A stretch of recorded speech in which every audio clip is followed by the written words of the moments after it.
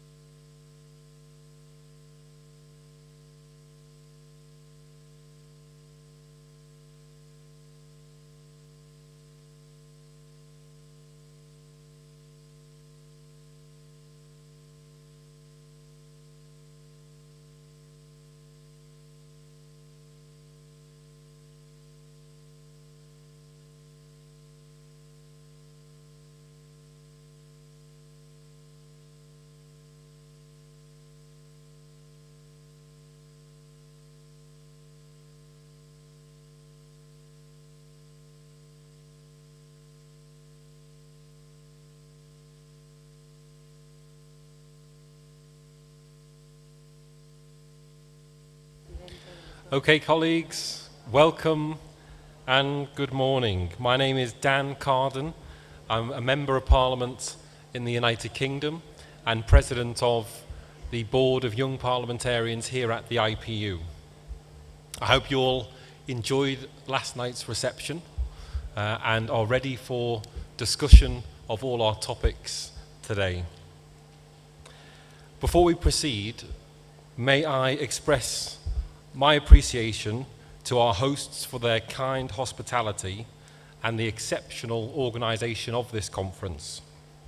The warm reception we have received has really enriched the whole experience for all of us. We will begin today with session 3, which is about leaving no one behind, delivering education and employment to the most vulnerable and marginalised.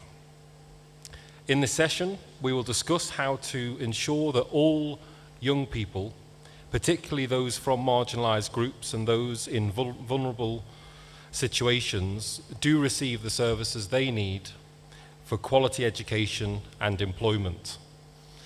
And of course, we have a distinguished panel of international experts with us who will share their insights on how we can better serve these populations. This panel will also kick us off for our breakout group work, which will take place in the next session. So I hope we can all pay close attention. On the panel with me here, I have the pleasure to introduce Miss Natia Navzlishvili, almost there, resident representative in Armenia, United Nations Development Programme. Welcome, Natia. We also have Ms. Hilda Macheso, a youth advocate representing the Disability Rights Advocacy Fund. She's also the representative of persons with disabilities in the SADC Youth Parliament. And finally, I can introduce Ms. Kazia Kors, advisor, influencing and partnerships, parliamentarians, engagement, Joint United Nations Programme on HIV/AIDS. Welcome. Thank you all for being with us today. Before we begin with the three panelists, we will first show a video from Mr. Claude Kahn, Human Rights Officer at the Office of the United Nations High Commissioner for Human Rights, to set the scene of this session. This will be followed by a speech from my dear friend Cynthia Castro, the President of the IPU Bureau of Women Parliamentarians. But first, could we show the video, please? Thank you.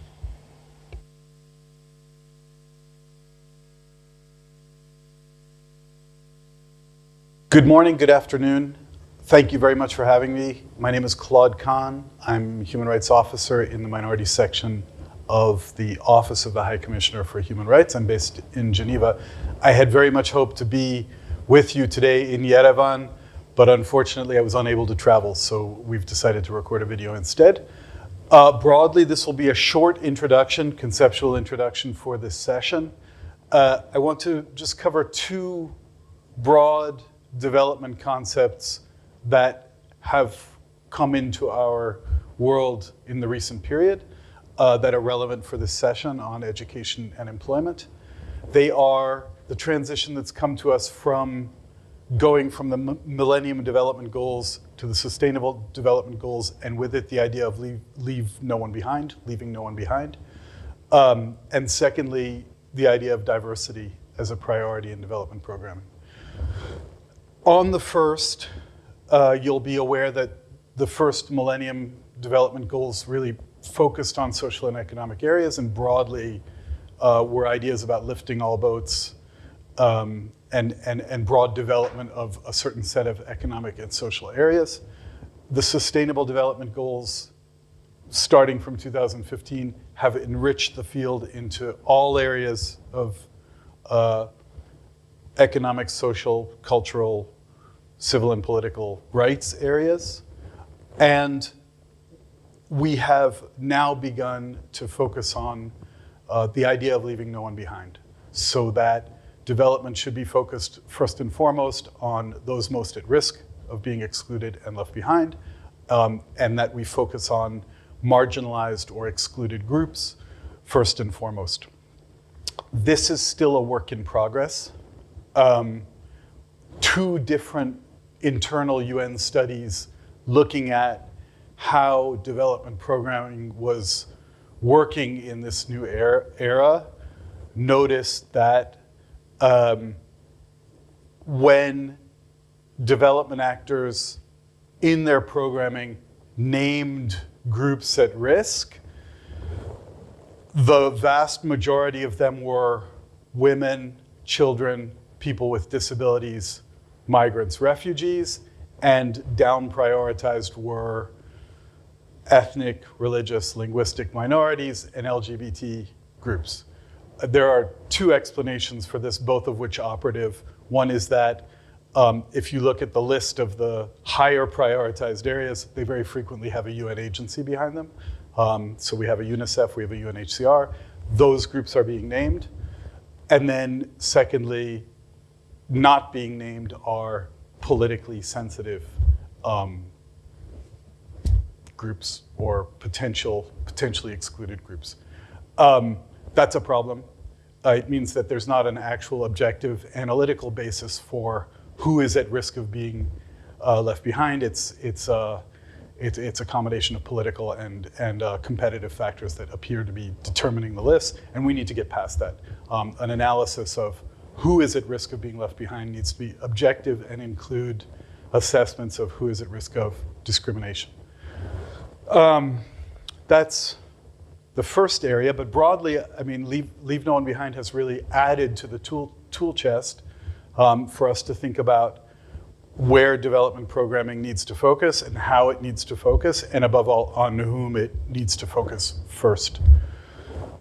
So that's the first area. And the second one that has been incredibly helpful has been the idea of diversity, celebrating diversity and fostering a culture of diversity. This concept adds to leaving no one behind in the sense that it says, not only do we need to focus on those groups most at risk of being left behind, but also the development interventions need to be in a non-segregated context. So it's not enough only to focus on, for example, children with disabilities, but it's important that that the focus on children with disabilities take place in inclusive education, inclusive environments. The reasons for that are, first of all, set out in international human rights law. Inclusive education is a requirement for children with disabilities. The ban on segregation is a requirement for ethnic and religious and other groups. But also, diversity is a value for all groups. So all children benefit when, for example, education or employment is done in an inclusive way. And increasingly we see inclusion, diversity named as the values of education per se. So in the old model, you would see education systems that focus on excellence, maybe at helping children or others find their place in society. Those things remain. However, we also now see that it is a value of education that children meet, get to know, and are educated with children who may not be like them. Similarly, in an employment setting, people work in environments that bring them into contact with difference, and that those are valuable both for the person and for the society. So there are two big new development ideas that are really coming in and, in a sense, oxygenating development work. And I hope that that provided a good ground for the rest of the presentations in today's meeting. I wish you best success with today's conference, and we, as always, welcome any further contact with participants, and I hope the organizers will share my contact if there are questions on any of these. Best wishes.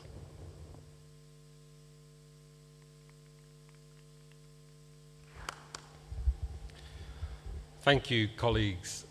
I am now pleased to introduce Senator Cynthia Lopez Castro. Cynthia was elected to the Senate in Mexico. She took up her seat just earlier this month, I believe, as the Senator for Mexico City. And she is also here at the IPU, the President of the Bureau of Women Parliamentarians. And Cynthia is going to talk to us a little bit about her insights into how young women are experiencing the realities of education and employment and the role they're playing in driving change. Cynthia, the floor is yours for up to 5 minutes. Welcome.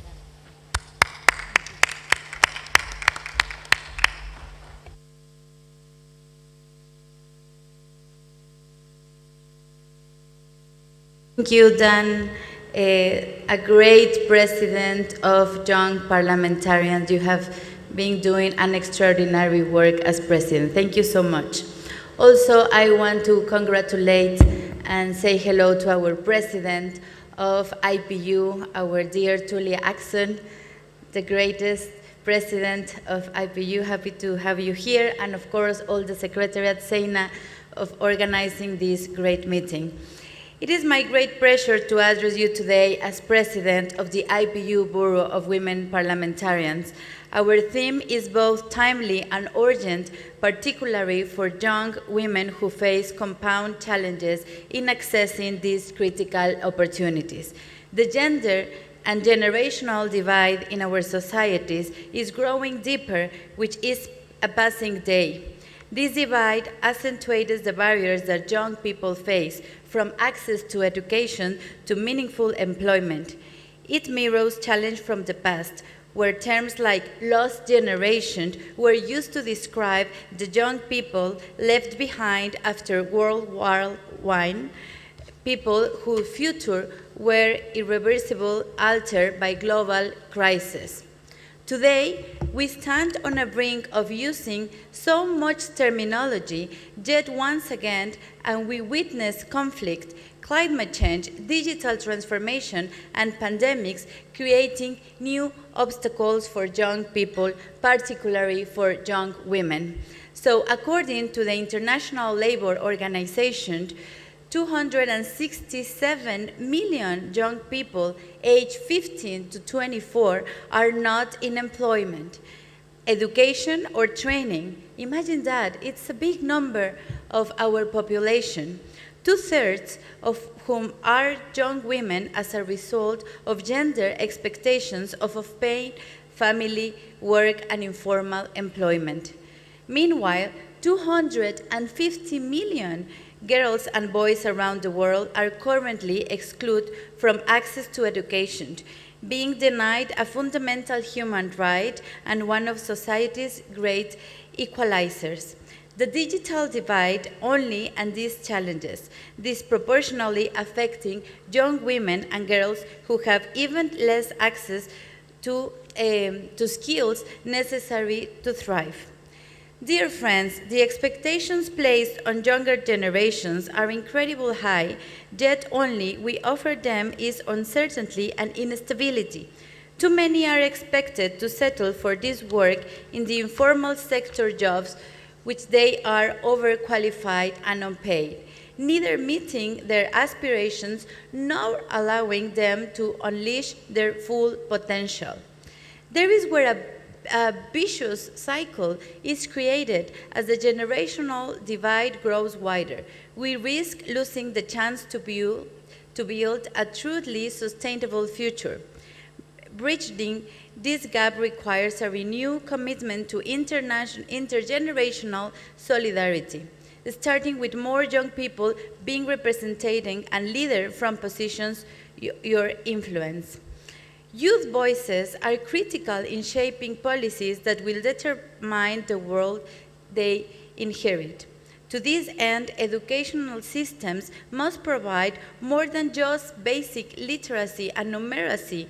They should cultivate digital literacy, global citizenship, and sustainable development, enabling young people to confidently pursue their dreams in an even-changing world. In parallel, technological advantages such as all must serve rather than hinder their potential. This calls for a global compact or international artificial intelligence governance that includes the perspectives, challenges, and aspirations of the global youth, ensuring that no one is left behind. So, equally, it's very important in ensuring that young people have access to quality, non-exploitative jobs. Early professional experience that are exploitative or traumatic can severely damage future perspectives, contributing to marginalization and deepening generational inequality.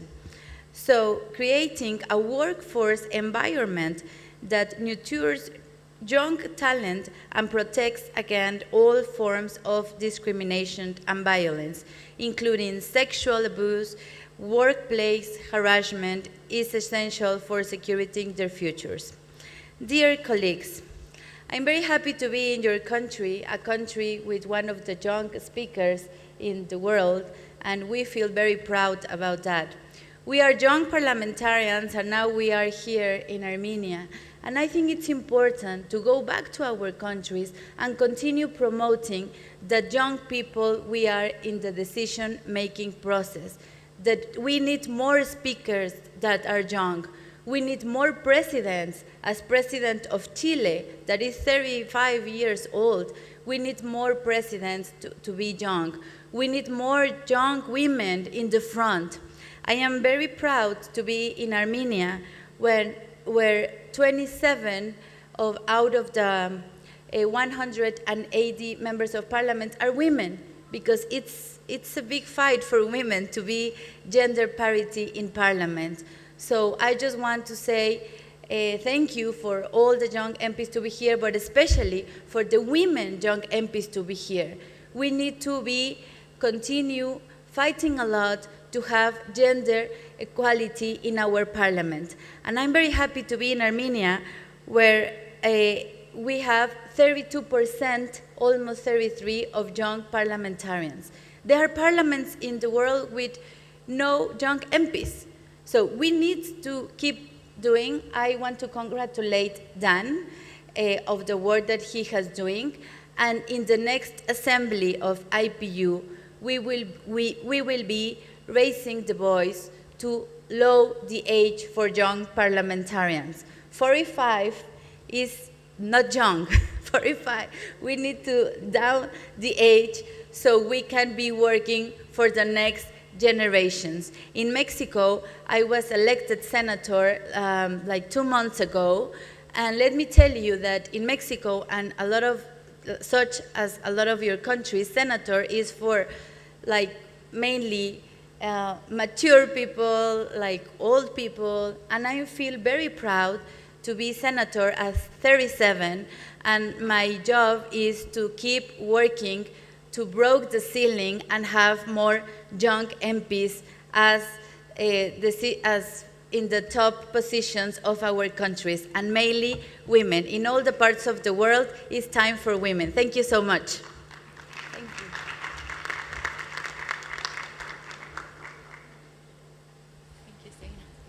Thank you very well, Ms. Lopez. You have been an incredible fighter for women in this organization and in Mexico. Before we move on to our other panelists, can I just plug our social media? So you can join the conversation online by using the hashtag YoungMPs on social media, on X, on Facebook, Instagram, on LinkedIn, and your message should appear on one of the screens behind me. So please do take up that opportunity. I am now pleased to invite Ms. Natsvishvili, who is resident representative in Armenia for the United Nations Development Programme, to take the floor. With extensive experience in economic development and crisis prevention and recovery, she will tell us her and UNDP's experiences in delivering for vulnerable and marginalized youth populations. Thank you very much. Thank you, Honorable Chair, fellow panelists, distinguished members of parliaments, dear guests and colleagues.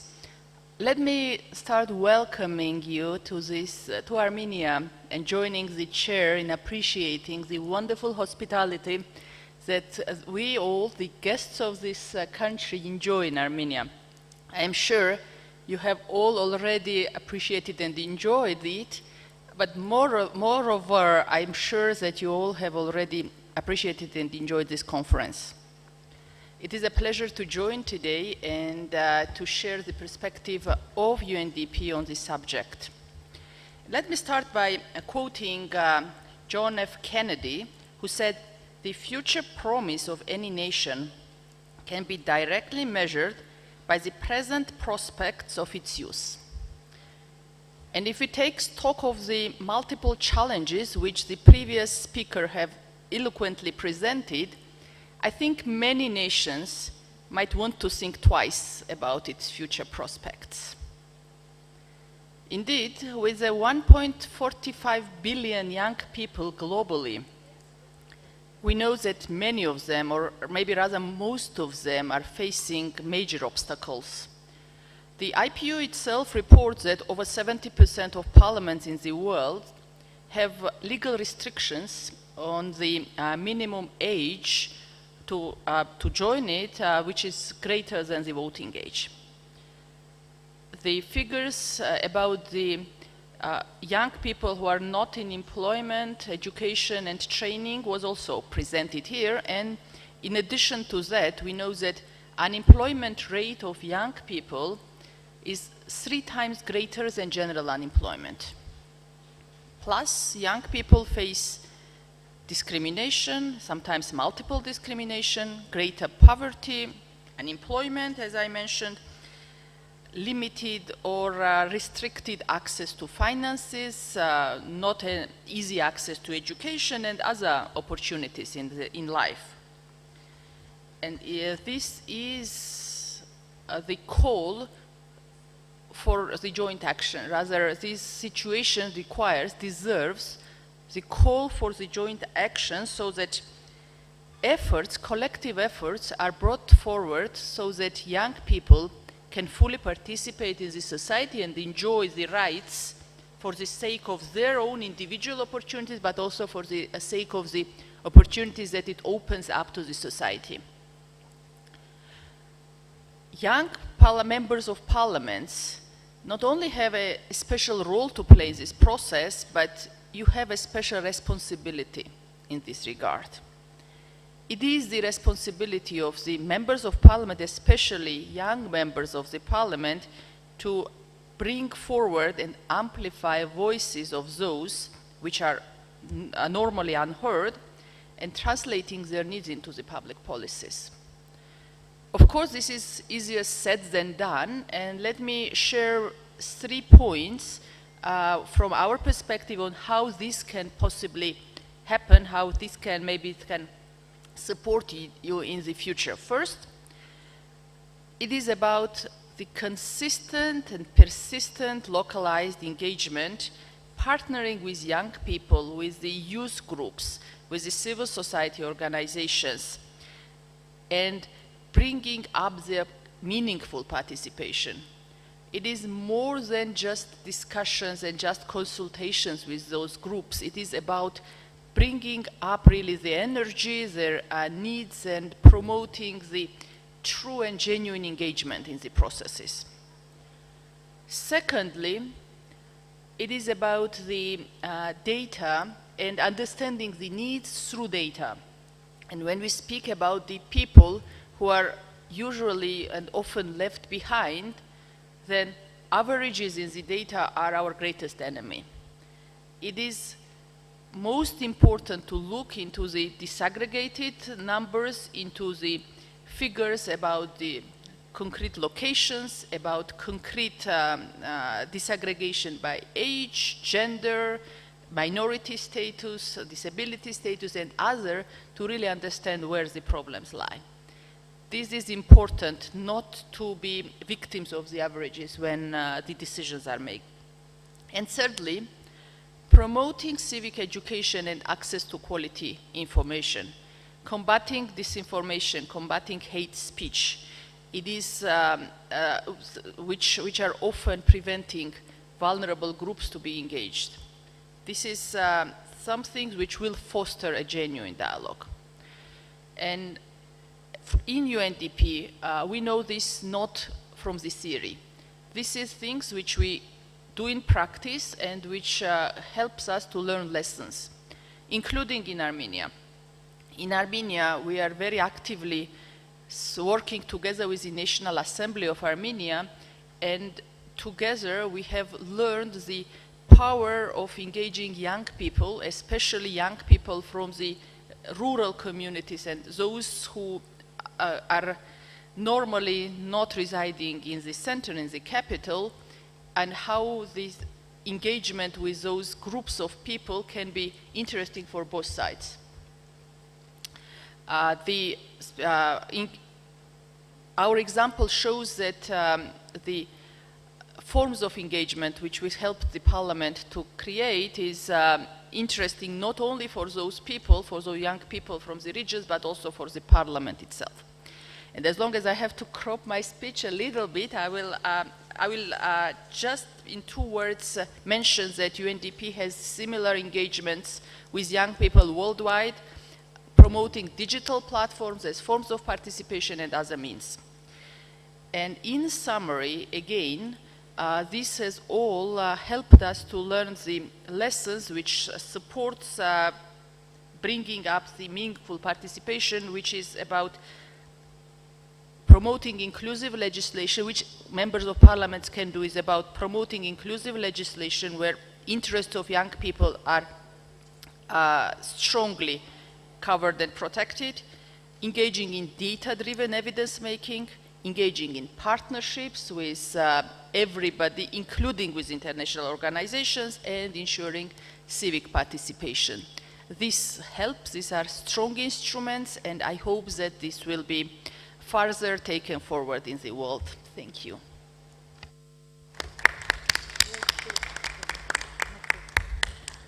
Thank you. Thank you very much for that, Ms. Natsvili. And thank you for joining us and being part of our panel. I'm pleased to turn now to Ms. Hilda Macheso.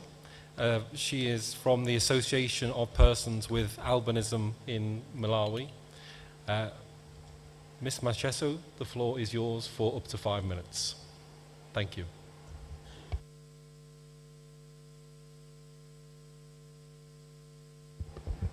Thank you so much. I will be presenting on empowering vulnerable groups in crisis, and this is a call to action to young MPs. But first of all, we shall begin by understanding what vulnerability is. And this refers to the increased risk of harm and exploitation faced by certain groups. Could be people with disabilities, for example, could be the LGBTQ plus community.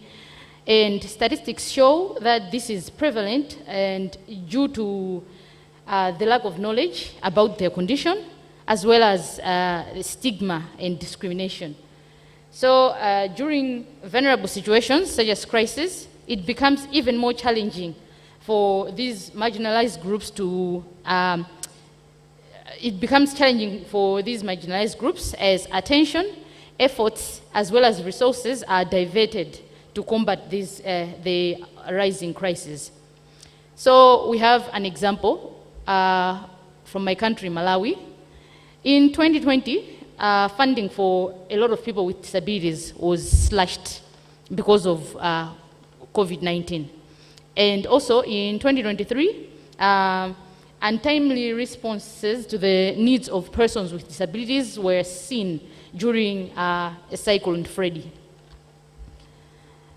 And so in their respective constituencies, young MPs can identify marginalized groups, first of all using statistics to identify and map out these vulnerable groups. So these statistics can be in the form of government data sets, NGO reports, emergency service reports, social service reports. Things like those can be used to identify vulnerable groups. And this data can be analyzed and interpreted, and it can be interpreted by identifying key markers and key indicators, looking at correlations and considering context. And sometimes where marginalized groups are consolidated, vulnerability maps can be created by overlaying the data and finding the hotspots. And the other way of identifying marginalized groups is to make it a point to interact with constituency members and other stakeholders. And this constant interaction with vulnerable groups too in the areas would ensure that you have up-to-date information about these groups.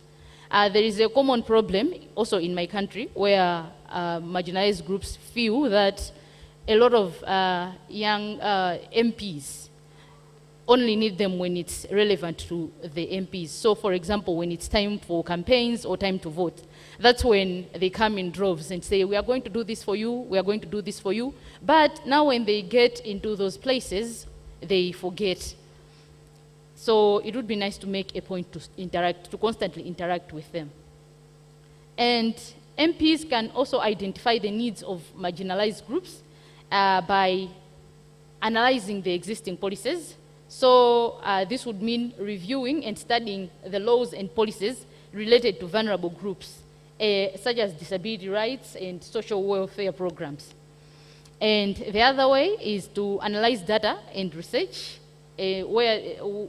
and this means examining the data and research, studies to identify the trends as well as gaps in support for vulnerable groups. The third way is to identify policy gaps, so determining areas where existing policies may be inadequate or lacking and prioritizing needs accordingly. And lastly, MPs can identify the needs by direct engagement, like I said, with vulnerable groups or people in those vulnerable groups. And now MPs can translate the needs of marginalized groups into public policy through, first of all, direct engagement. My colleague actually brought that up, which involves meeting with marginalized groups and to understand their experiences as well as challenges, and building relationships with community leaders and organizations to gain a deeper understanding of the issues that affect them. And the other one is policy solutions, where it's vital to develop and introduce legislation that addresses the needs of marginalized groups, and proposing amendments to existing laws and supporting budget allocations that benefit marginalized groups. And the last one is advocacy, which is basically raising awareness about the issues faced by marginalized groups in parliament and media, using parliament platforms to highlight their needs, and engaging in debates, making statements to advocate for marginalized groups in crisis situations. Just to conclude, yesterday, in his opening statement, the IPU Secretary General emphasized, and as he was finishing his speech, he said, opportunity is not a privilege, but a universal right. And indeed, anyone, regardless of their background, circumstances, and abilities, should have access to these opportunities. And to achieve this for marginalized groups and those in vulnerable situations, MPs are called upon to engage meaningfully with them, ensure inclusive crisis responses, translate their needs into public policy and encourage vulnerable groups to thrive and not just exist. Thank you so much.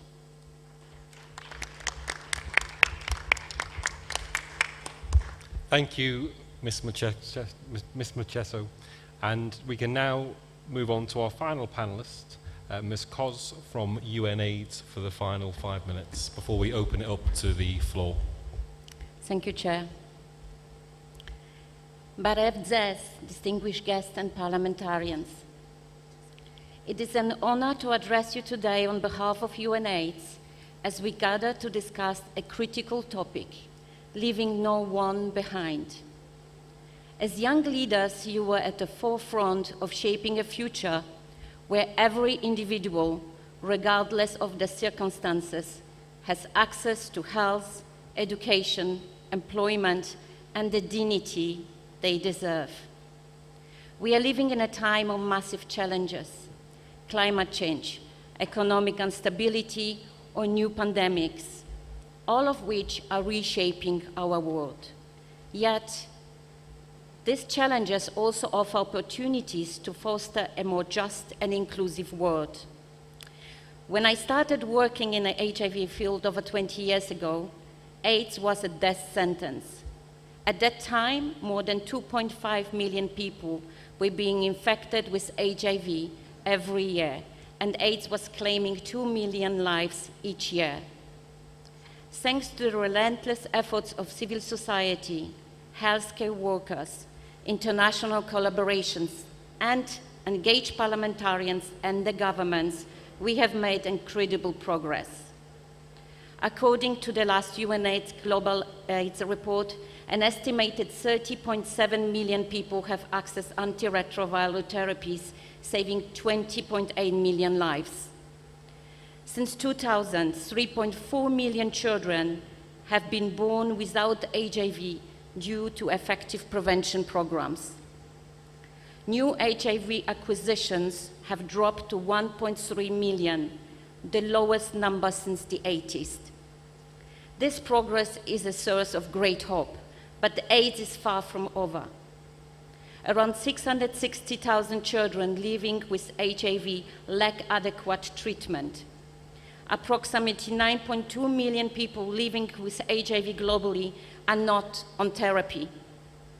It's a lot of data for this morning, but if I could ask you to retain just one fact, then please remember that AIDS is claiming a life every minute.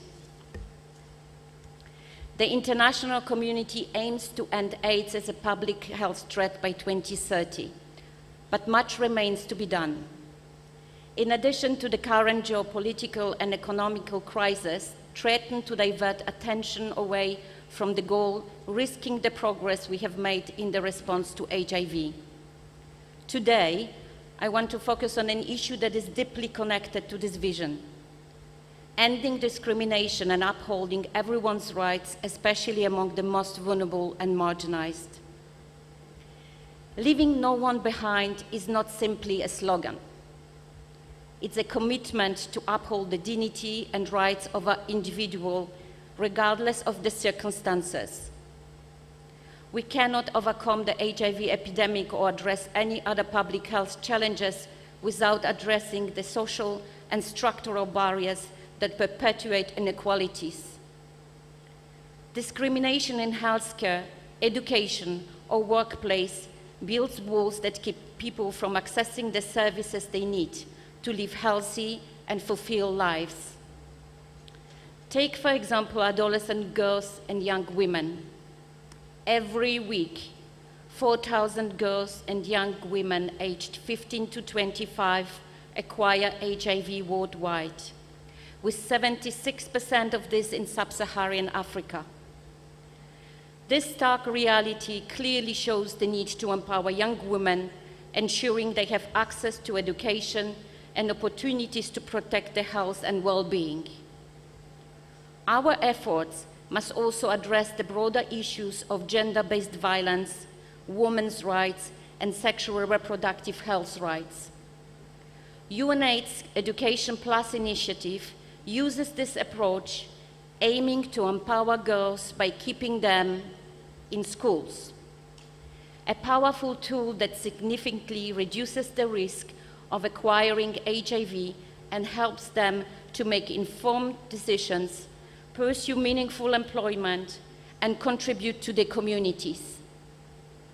But as we focus on the rights of women and girls, we must also ensure that others are not left behind.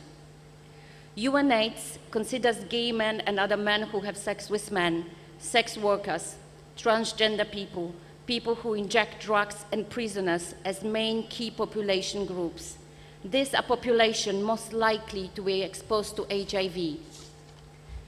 The rollout of pre-exposure prophylaxis called PrEP is a game changer, but it must be accessible to everybody who needs it. Key populations are distinct from vulnerable populations, which are subject to societal pressures or societal circumstances that may make them more vulnerable to exposure to infections, including HIV. This is including indigenous people, people with disabilities, migrants or refugees, and as I already mentioned, women and girls. Unfortunately, public health suffers when laws, policies, and societal norms prioritize punishment over the protection of human rights. The rise of anti-LGBTQ laws and bills that criminalize individuals for who they are do not protect, they punish. They do not foster health. They push people farther away from the care they need. As young parliamentarians, you have the power to shape policies that will impact generations to come. Your interest and support are more important now than ever. Thank you.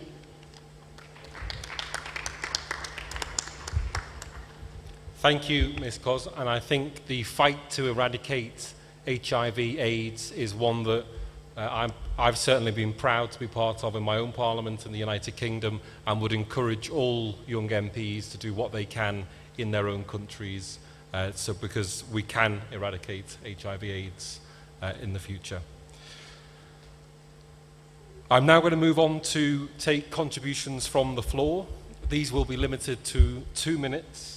As you'll probably see, we're coming already to the end of this session, as we started a little bit late, and we will have more opportunity to hear from you from the floor when we have our working group starting at 11 a.m. after the coffee break. So could I start straight away by going to Algeria? And after Algeria, we'll go to Tanzania and then India.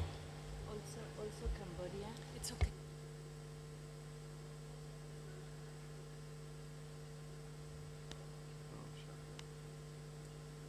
And Algeria, please introduce yourself. And you have 2 minutes.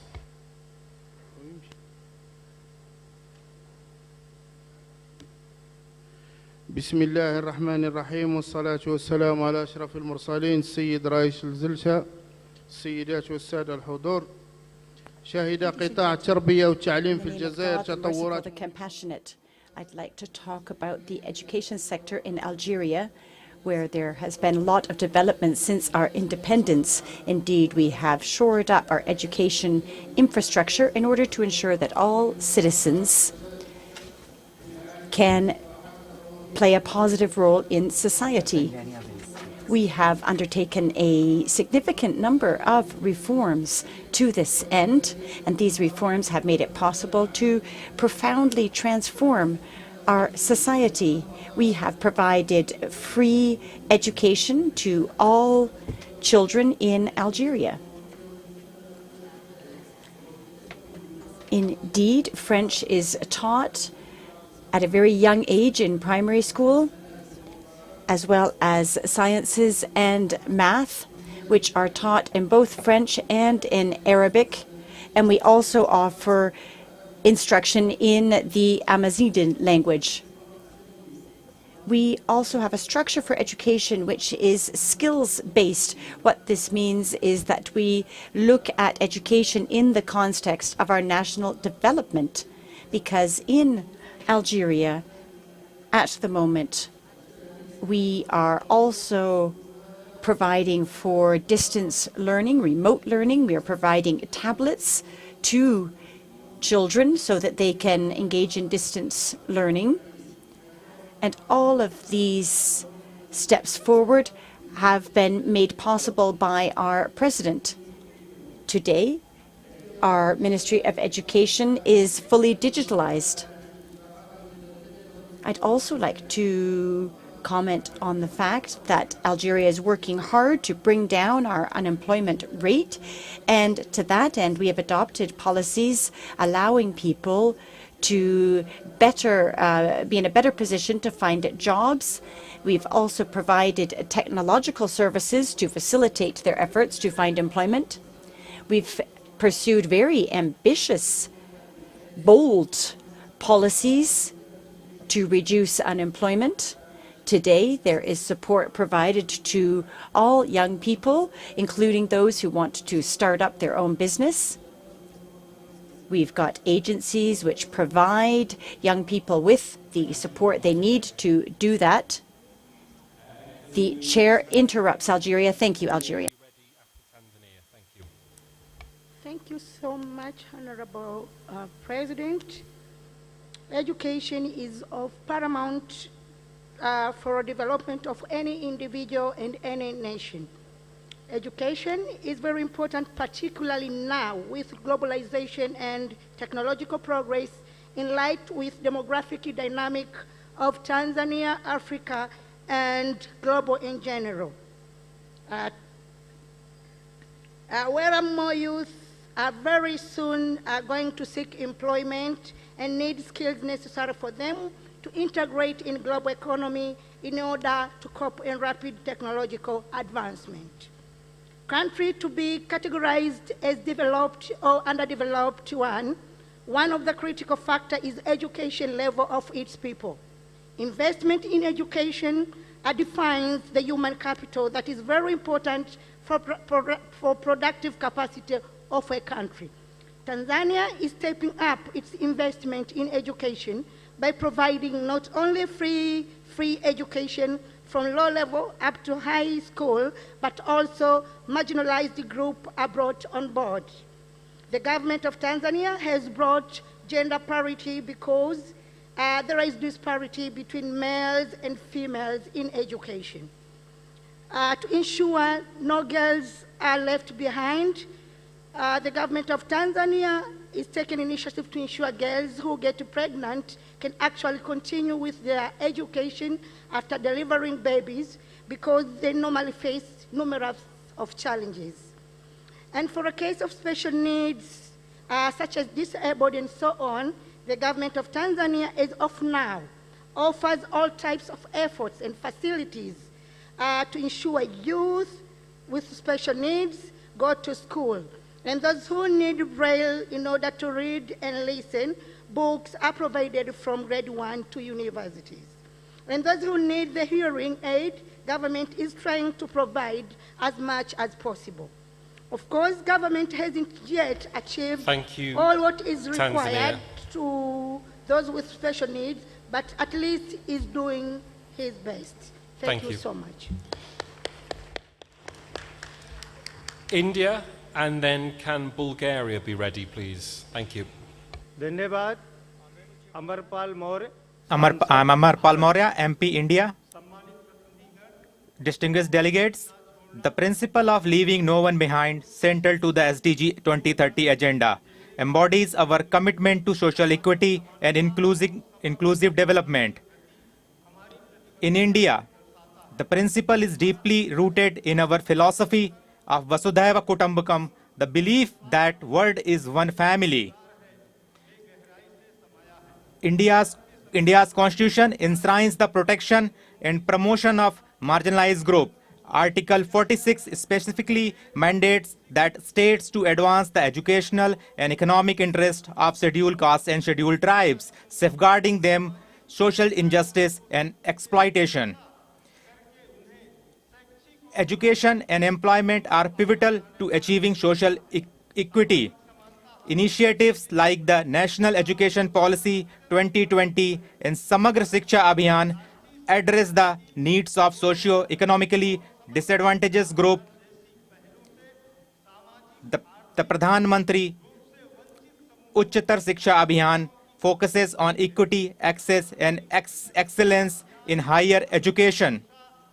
To enhance employability, the PM Daksh Yojana provides skills training for marginalized communities, supporting both self-employment and wage opportunities. Employment schemes such as the Prime Minister's Employment Generation Program and the Mahatma Gandhi National Rural Employment Guarantee Schemes further contribute to economic inclusion.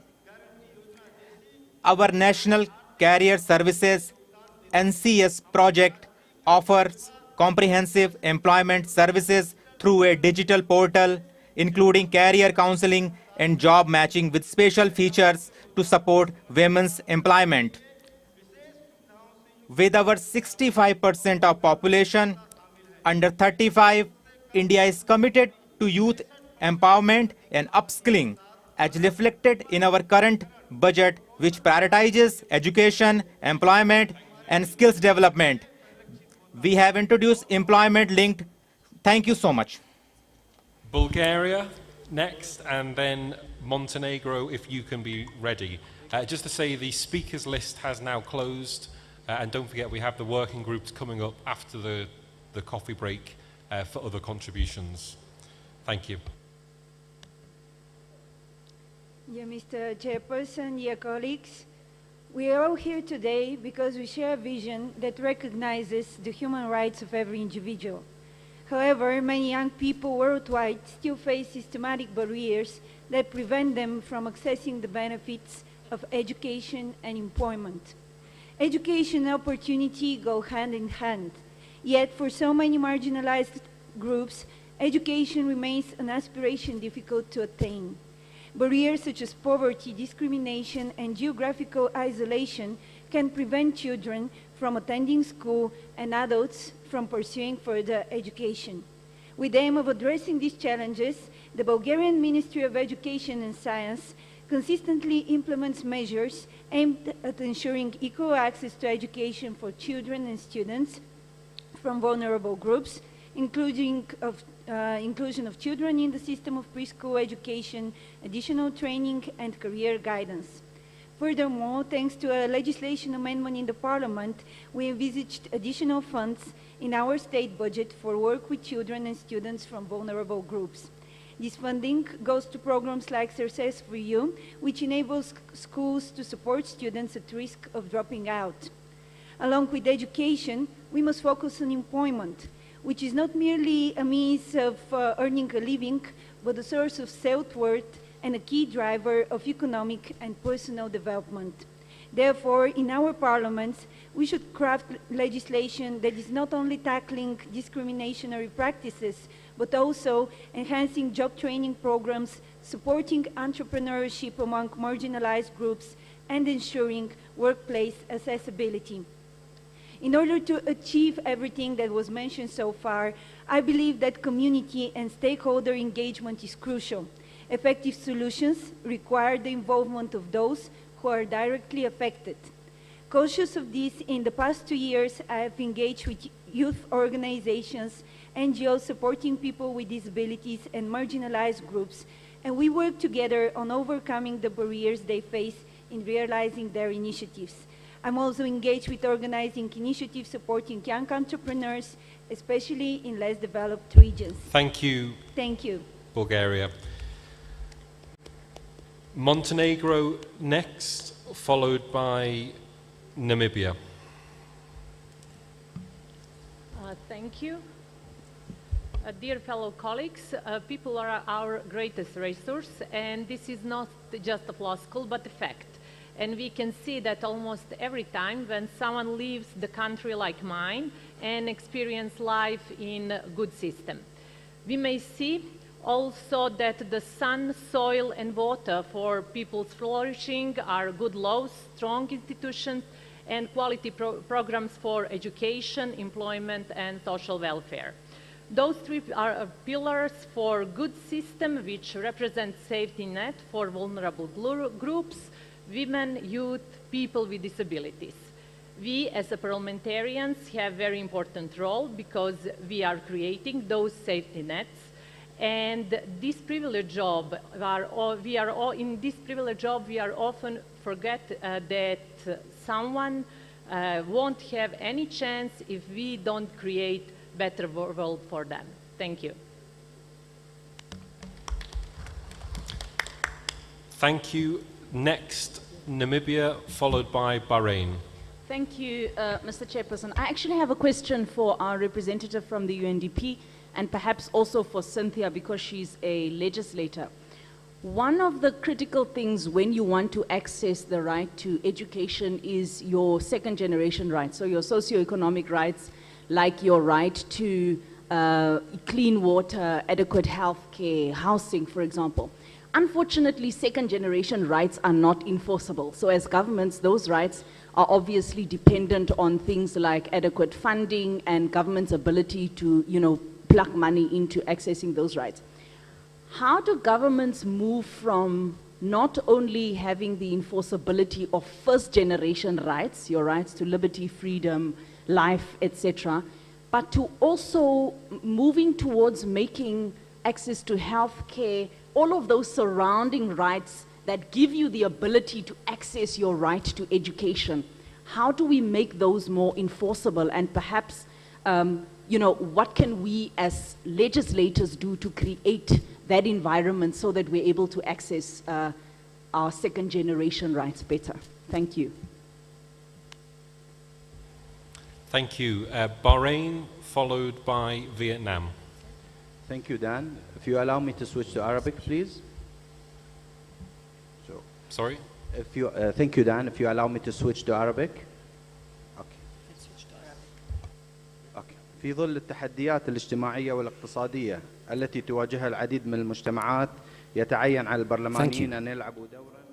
With regard to the economic and social rights of people, parliamentarians play a key role in protecting the rights of the most marginalized, and in particular in promoting education and training through taking practical steps and offering tangible support.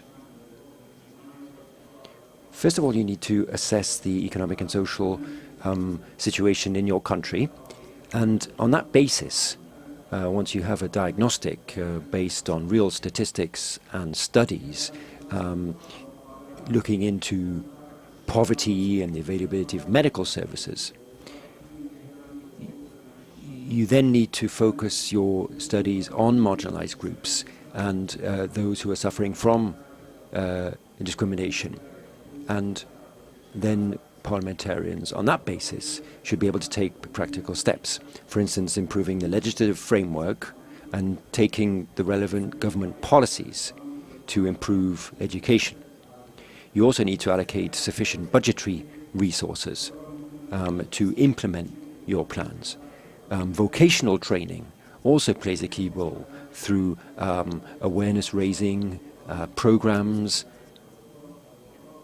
You need to understand the situation of marginalized groups and improve their chances of integrating the labor market. That's why vocational training is so important, and budgetary resources need to support those programs. What you need to do is periodically assess the situation so that you can improve it. Bahrain has adopted an overall vision based on 5 key principles: strengthening our training policies, and promoting and protecting human rights, offering education on an equal footing to girls and boys, and including marginalized groups, leaving no one behind, and incorporating students who need particular attention. Thank you. Appreciate that. Vietnam, followed by the Republic of Korea. Good morning, ladies and gentlemen. Vietnam currently enjoys a golden population structure with the highest percentage of young people in history as the age of group from 10 to 29 years old account for 33% of the population. There are 22.1 million young people, representing 36% of the labor force. This can be seen as a significant opportunity to enhance social economy development for the nation. Vietnam recognizes the right to access education of youth, children, and ethnic minority, and people who living in the mountainous area, right to access vocational education for the disabled people, and have been established. Distinguished delegate, Vietnam had achievement significant result of implementing SDG 4. This includes policy aimed at supporting disabled youth and ethnic minority youth. As follows, we acknowledge that education and training are the top national priority, ensuring spend at least 20% of the total state budget on education and training. Student loan program facilitate greater access to education for youth. Policy to support ethnic minority and those in mountainous and remote area. Distinguished delegate, to help advance the implementation of training and employment for the most vulnerable and marginalized, we propose the following. First, IPU member parliaments should actively implement international commitment regarding the achievement of the Sustainable Development Goals, including Goal 4. Second, we need the law and policy aimed at narrowing the gap between the rural and urban youth. Third, establish appropriate legal framework and enhance international cooperation in protecting rights of youth. Finally, allocate sufficient resources to implement policy for disabled youth and ethnic minority youth. Thank you very much. Thank you. Next, we go to the Republic of Korea and then Nigeria.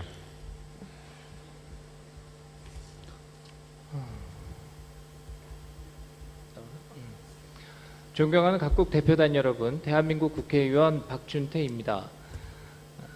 오늘날 대한민국은 대단히 역동적이고 화려한 나라입니다. 지난 70년 동안 유엔의 지원을 받던 나라에서 지원국이 되었고, 전쟁과 재건, 외환위기와 부활, 문화적 부흥에 이르기까지 대한민국은 많은 국가들이 겪어온 빛과 어둠을 압축하여 경험한 나라입니다. 그리고 이제 더 큰 발전을 위한 고민을 시작하고 있습니다. 우리 사회는 다음 세대를 위해 무엇을 준비해 왔는가? 지금까지 이루어온 우리의 부흥은 지속 가능한 것인가? 사회 발전이라는 미명 하에 청년들에 대한 무관심이나 차별이 존재하고 있지는 않은가?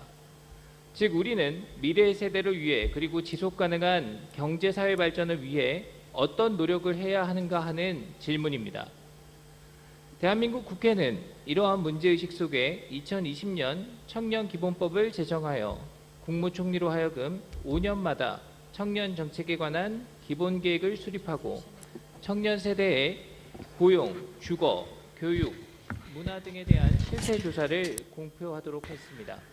특히 2014년 제정된 청년 고용 촉진 특별 the Special Act on Employment of the Youth, it requires public corporations to hire at least 30% of their annual hiring quota from young people. We really must do everything we can so that the young people can reach their full potential. Thank you. Nigeria and then China, please. Thank you. The Chairman, ladies and gentlemen, on behalf of the delegation of National Assembly Federal Republic of Nigeria to the 10th IPU Global Conference of Young Parliamentarians, I wish to submit on the issue on leaving no one behind. The National Assembly of Nigeria enacted the law called Disability Right Law in 2020. The National Commission for the Person with Disability to ensure delivering education, employment, and inclusively, and the function for the commissions are: 1, advising the government on policies and programs for the inclusion and welfare of persons with disabilities. Secondly, the promoting public awareness on the right of persons with disabilities and the need for their inclusion in all aspects of society. Third, to conduct research and collecting data on the need and the employment of persons with disabilities in Nigeria. Thank for the organizers of the program of IPU and National Assembly of Armenia. Thank you. Thank you. China and then Uganda, please. Thank you.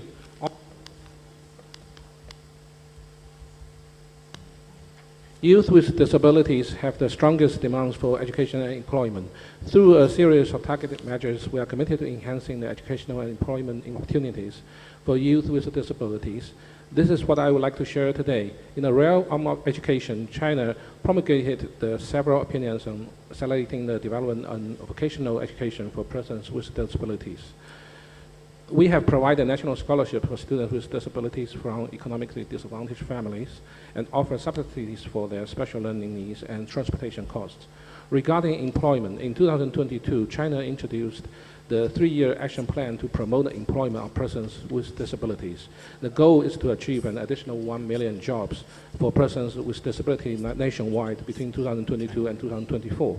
Furthermore, our national strategy, the 14th five-year plan for the development of persons with disabilities, was issued in 2021. We have set clear goals in areas such as health services, rehabilitation services, assistive device services, and disability prevention for persons with disabilities.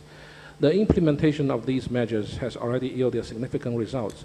For example, from 2018 to 2024, the number of students with a disability in higher education grew from 13,000 to around 30,800. In terms of employment, the annual number of new jobs for persons with disabilities increased from around 367,000 to 544,000 in 2023. As of 2023, the employment of persons with a disability nationwide has already reached 9.05 million. These achievements reflect the Chinese government's commitment to a people-centered development philosophy. Our protection of the rights of vulnerable groups and policy support remains unwavering. We are dedicated to building a fair and just society, ensuring that everyone can share in the benefits of national development. Thank you for your attention.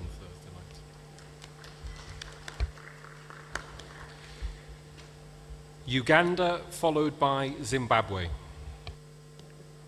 Thank you. Uganda is a signatory to several key pieces of international legislation advocating for the rights of persons with disabilities and marginalized, following the UN Agenda 2030 that states in SDG 4, inclusive and equitable equality education for all, and SDG 8, that states that decent work for all, leaving no one behind. Government of Uganda has put in place initiatives to promote inclusive education for all regardless of disabilities, and empowers individuals with disabilities to pursue further learning and employment opportunities, and also participate more fully in social and economic life.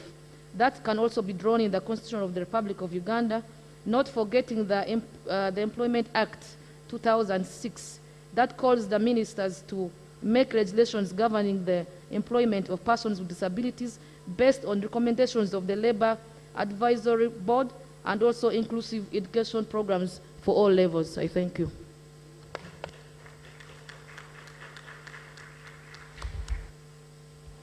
Next, Zimbabwe, followed by Thailand. Thank you. Thank you, Mr. Chairman. Vulnerability among our young people manifests in various forms. And in many countries, including Zimbabwe, this vulnerability affects those living in poverty. Individuals with disability, young women, girls, and those in rural and remote areas are there living with HIV and AIDS. These groups often experience multiple layers of discrimination, compounding their exclusion from essential services such as education and employment. For young women, the challenges are particularly acute. Gender-based discrimination, early marriages, and violence severely limit their access to education and economic opportunities. Similarly, young people with disabilities frequently encounter barriers to education due to inadequate infrastructure, a lack of specialized resources, and social stigma. Significant strides have been made in expanding access to education in Zimbabwe. The government has implemented several initiatives aimed at ensuring that vulnerable youth have access to quality education and employment opportunities. The Basic Education Assistance Module, known as BEAM, provides financial support to children from low-income families, reducing the economic barriers to education and promoting school attendance among vulnerable children. Inclusive education programs have advanced by providing specialized resources and support for students with disabilities, including adapting school infrastructure and training educators on inclusive teaching practices. Various scholarships and bursary schemes support students from vulnerable communities, including orphans and those from impoverished families, covering tuition fees, learning materials, and other educational expenses. I must hasten to say that Zimbabwe used to provide free education post-1980, which is what led to over 90% literacy rate in the country. This, however, can only be supported by economic stability, and it must be mentioned that the illegal sanctions against Zimbabwe instituted more than 20 years ago have affected our ability to continue with such initiatives. And so it is imperative that I must mention that all illegal sanctions against Zimbabwe be removed as they directly affect our youth. Zimbabwe. And in conclusion, I would like to say, Mr. Chairman, that we do subscribe to the fact that we must leave no one and no place behind. I thank you. Thank you, Zimbabwe. Next, Thailand, followed by the Democratic Republic of Congo. My fellow young MP, the Thai Parliament has consistently advocated for disability rights and raised people and public awareness about fairness, equality, and non-discrimination. Parliament remains dedicated to use its legislative power to promote social inclusion, self-reliance, and sustainable living conditions for people with disabilities, ensuring they have full access to society and can live independently and sustainably. National parliaments play a critical role in this effort by drafting and amending laws to foster an ecosystem that promotes equality for all generations and social groups. Parliaments encourage government agencies to provide scholarship, computer equipment, and internet access to marginalized youth, particularly those in remote areas.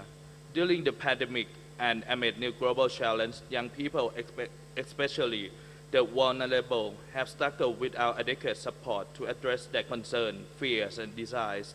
To meet their needs effectively, policymakers must listen to their voice and advocate for their well-being. In terms of recovery, the Thai Parliament has always welcomed the leadership of younger members and encouraged mentorship between senior and junior members, while also making the legislative process more accessible to youth. An example worthy of mentioning is project by the Young Parliamentarians Caucus of Thailand, the first ever caucus of young MPs inside the Thai Parliament, joined the UNDP Thailand in hosting the Youth and MP Dialogue amidst the COVID-19 pandemic in 2020, engaging 3 groups to marginalize Thai youth in particular, people with disability, ethnic group, and stateless people, and the LGBTQI group in the work of Thai Parliament while amplifying the agenda. Thank you. Thank you, Thailand. Next, the Democratic Republic of Congo, followed by Chad.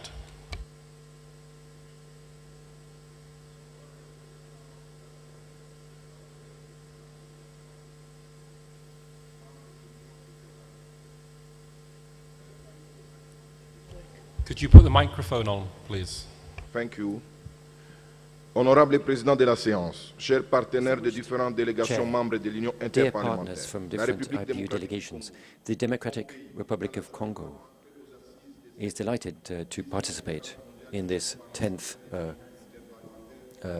Assembly of Young Parliamentarians taking place here in Armenia, focusing on the issue of leaving no one behind, preserving education and employment.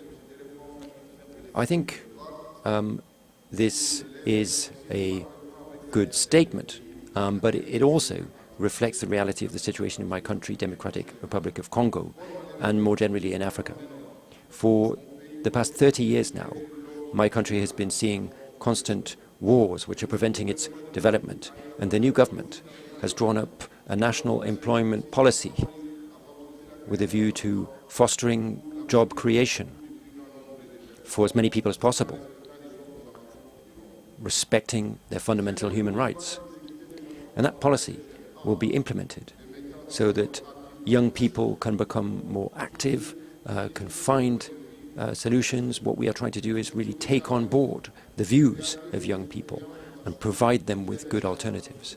We're looking at the past and looking for success stories as well to learn from.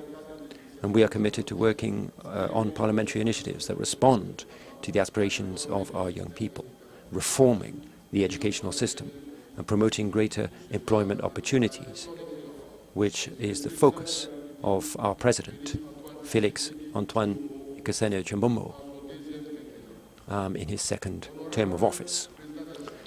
Distinguished Chair, in the context of educational reform, my country, the DRC, is ensuring that access to primary education is key.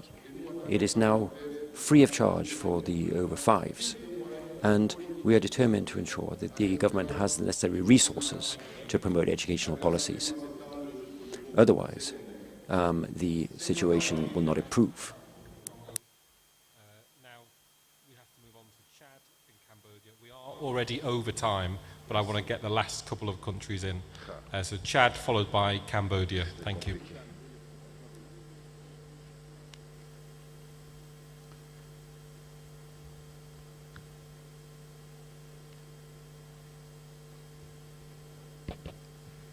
Merci, Monsieur le Président de la séance. Thank you, distinguished Chair. Ladies and gentlemen, fellow parliamentarians, allow me to say at the outset that my country, Chad, has ratified the UN Convention on the Rights of Persons with Disabilities. Similarly, we have adopted a specific law to protect the rights of persons with disabilities. And we adopted that back in 2007. More recently, in 2023, a national agency for the protection of the rights of persons with disabilities was created. It's a body that is charged with implementing this law. In practice, ladies and gentlemen, our country has also given the opportunity to all persons with disabilities more opportunities to take decision-making roles. For the Parliament of Chad, every citizen enjoys their basic human rights, and so we are determined to leave no one behind. Allow me to thank once again the Parliament of Armenia for its leadership, and indeed IPU for this opportunity. Thank you.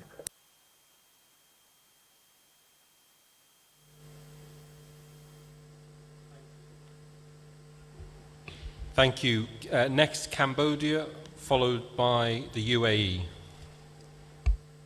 Honorable Chairperson, ladies and gentlemen, it is a privilege to address a critical issue ensuring the one is left behind, especially when it comes to provide education and employment to the most vulnerable and marginal population. Cambodia made significant progress in addressing needs of the most vulnerable and marginalized communication by improving access to education, creating employment opportunity. Despite of the effort, challenge remain particularly for the rural population, ethnic minority people with disability, and women. In education, Cambodia has expanded access to building schools in the rural area, providing mobility teaching services and each children's remote location, including inclusive policy that have also been put in place, ensuring that children with disability, those from ethnic minority group, can access ability education. Scholarship program, especially targeting children from the poor family, education, scholarship program, especially from education from poor family, reducing the financial burden on the household. Early childhood education initiative and the focus helping on a strong education foundation, especially on disadvantaged community. To address the gap with education, Cambodia has embraced the digital learning platform such as eSchool Cambodia to ensure that the student in remote area access the quality education to help up with modern technology called advancement. One employment from vocational training program like a TWIT initiative provide a practical skill sectors such as agriculture, tourism, construction, and ITs. This program are crucial helping vulnerable population, especially young, transition from education to work. And this program is covering to 1.5 million young people. For women, Cambodia introduced the job training entrepreneurship program, particularly in rural area, empowering them in a skill need. Thank you, Cambodia. Thank Apologies. UAE, followed by Côte d'Ivoire.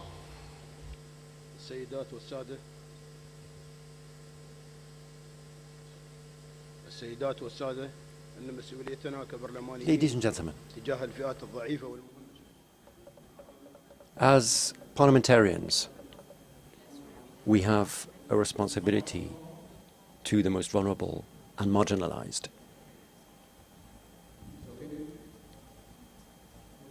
And we have a responsibility, Chair, to live up to.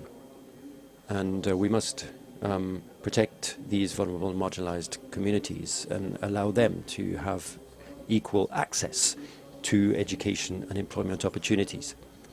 That's not just an economic responsibility, but it's a key if we are to achieve the SDGs. The most vulnerable and marginalized communities face great challenges in this question of access to education and employment.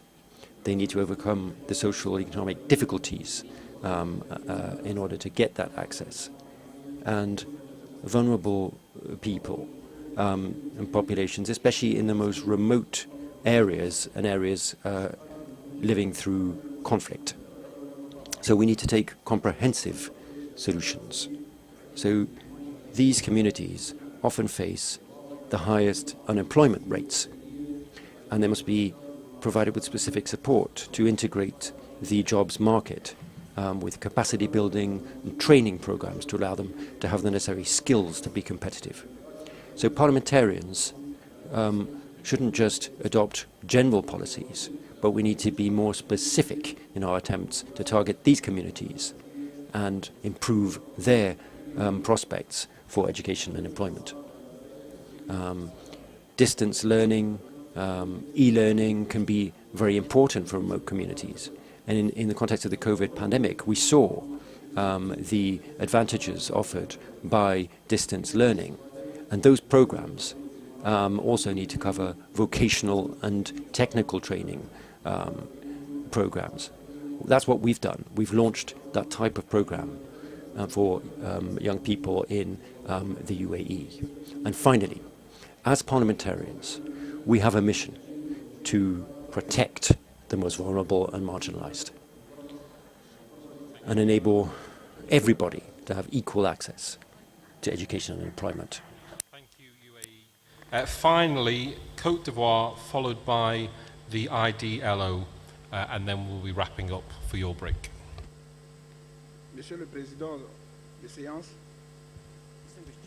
honorables parlementaires, Mesdames et Messieurs, mon pays, la Côte d'Ivoire, reconnaît que le renforcement des capacités des groupes vulnérables et marginalisés est une condition sine qua non. Microphone, please.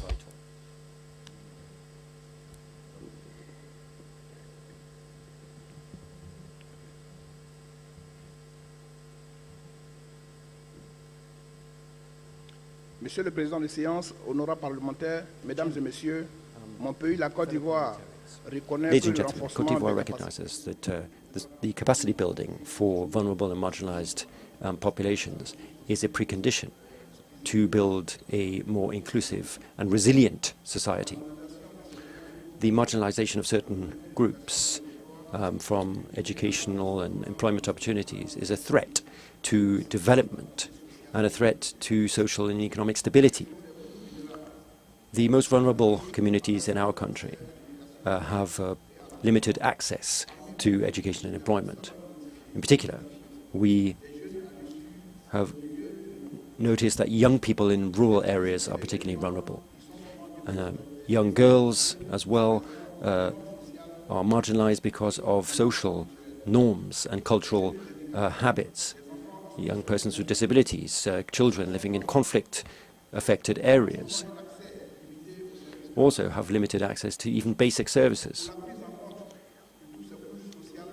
To include these populations, we have adopted a number of measures, including the following. We have an educational program for all, which is designed to guarantee universal access to free primary education for all children. We have a National Youth Fund, which supports young entrepreneurs and helps young people integrate the labor market, in particular young women, so that they can have training to adapt to local market needs.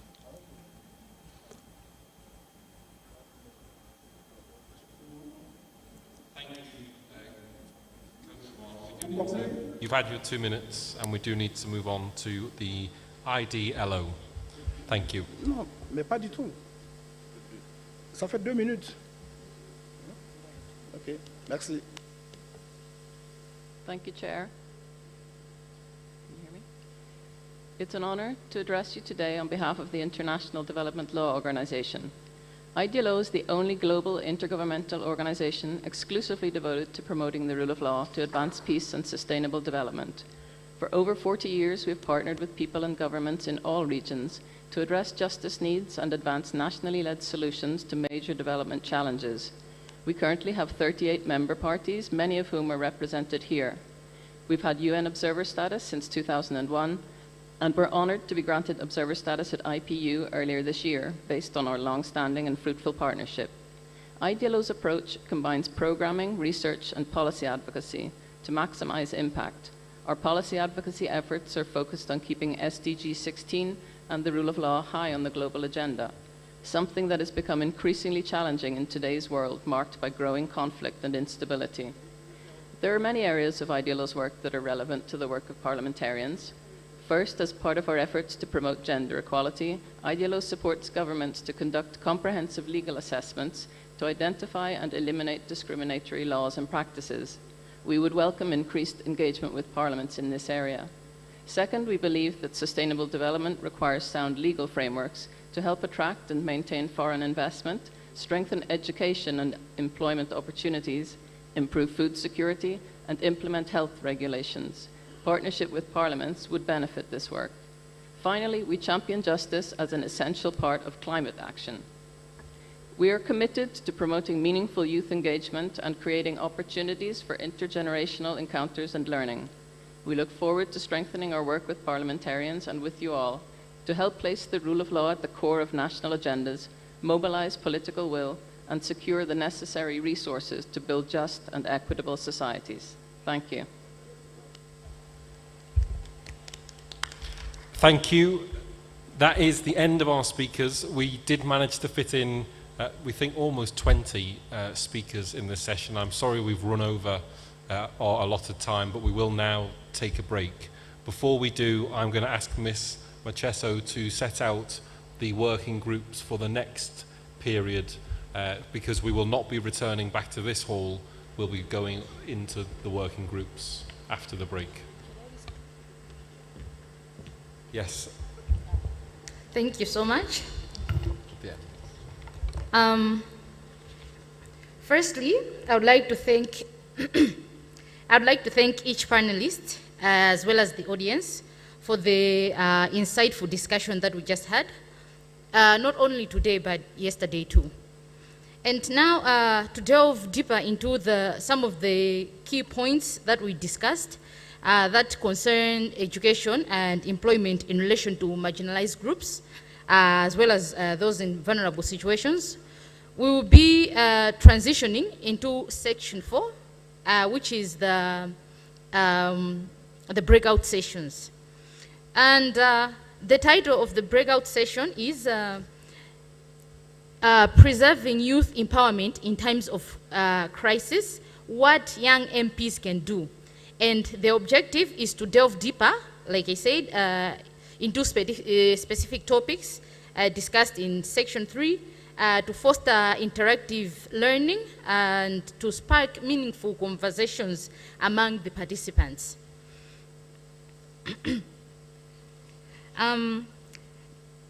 Distinguished ladies and gentlemen, kindly allow me to read the case study that will be used in the breakout groups to ensure consistency and make sure that everyone is on the same page. Okay, so the case study goes, picture this. A severe economic downturn has hit a small country, leading to widespread job losses, school closures, and reduced government funding for social programs. The youth population is severely affected, with many of them facing uncertain futures. Unemployment levels among the youth are on the rise, and as a result, many young people are forced to work in informal and exploitative conditions. Moreover, 40% of schools are closed indefinitely, and government funding for youth programs has been cut to 50%. Young people from marginalized groups are facing even greater barriers than their peers due to widespread stigma and discrimination. So you are a young MP in this small country and witness the adverse effects that this has had on your constituencies, especially on youth. So the question goes, as a young MP, keeping in mind the diversity of the youth populations and with a specific focus on marginalized groups, including young women, youth living in rural areas, youth with disabilities, LGBTQ plus youth, young people from minority backgrounds, migrant youth, and any other youth that identifies as the minority and marginalized. How would you effectively identify, map out, and engage with marginalized youth populations in your constituencies? And what tools are available for you to help you do so?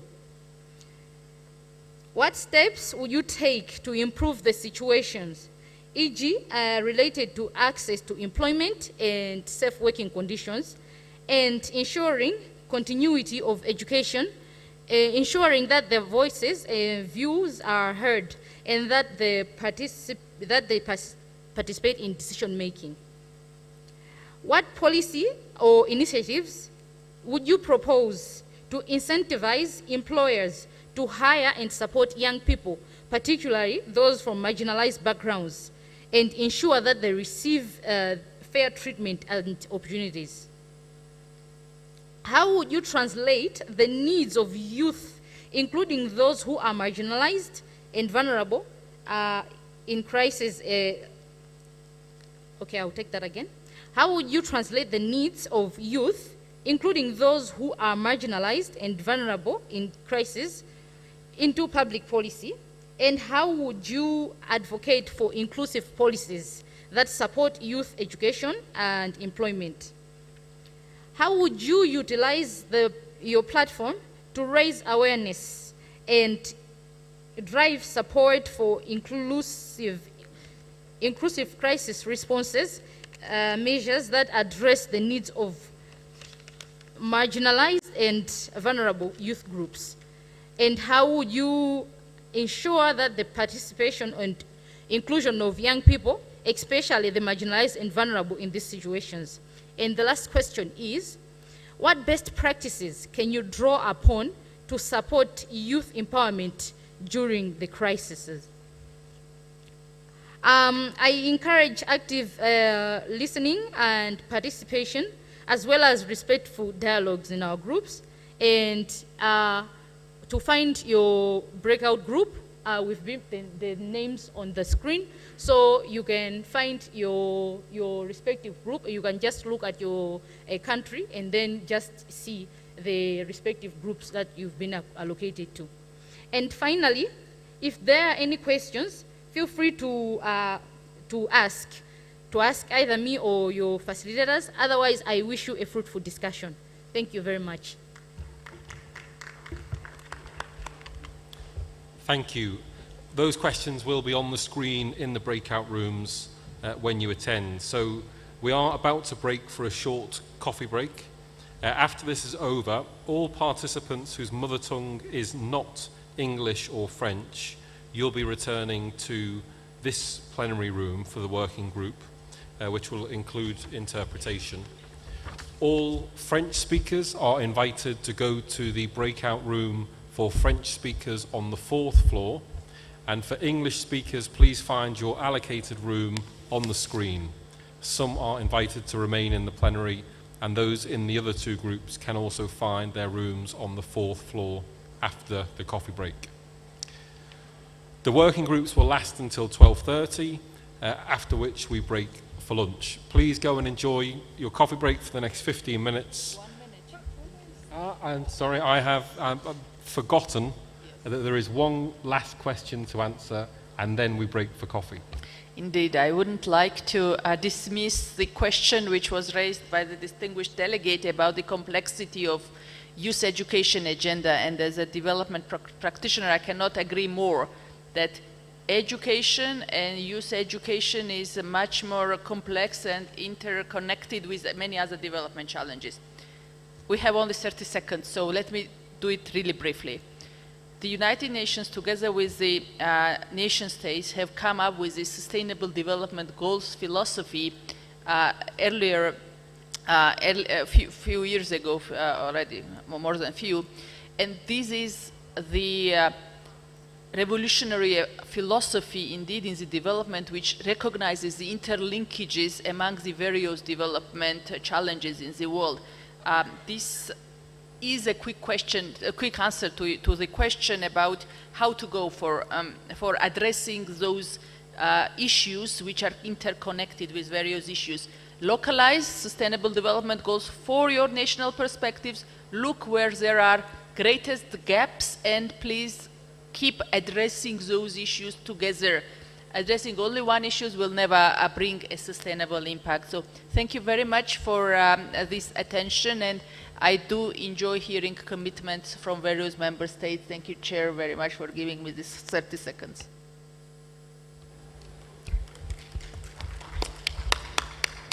Thank you, colleagues. See you after the break.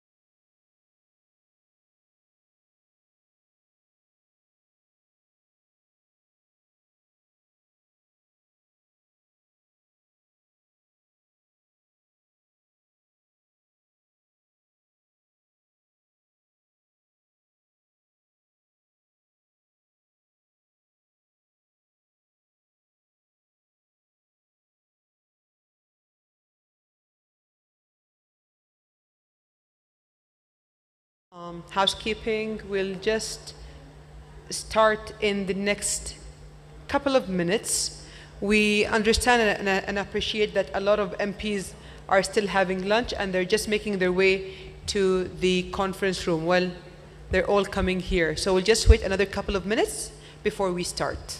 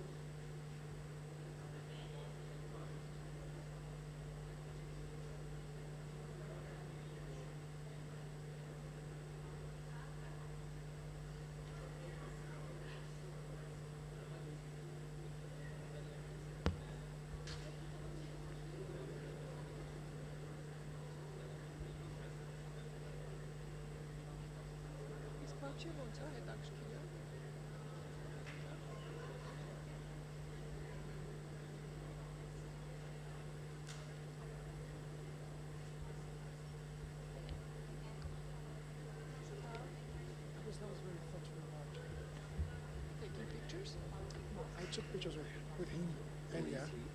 The guy walking down today was called the one in white. So I think I earlier told her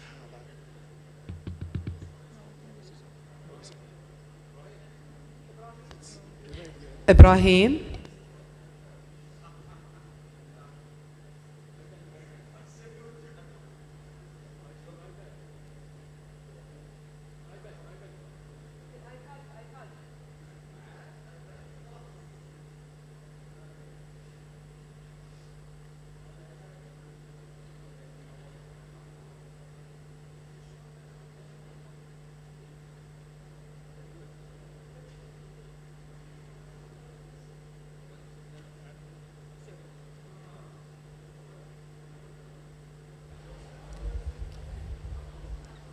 Hello, honorable MPs, ladies and gentlemen.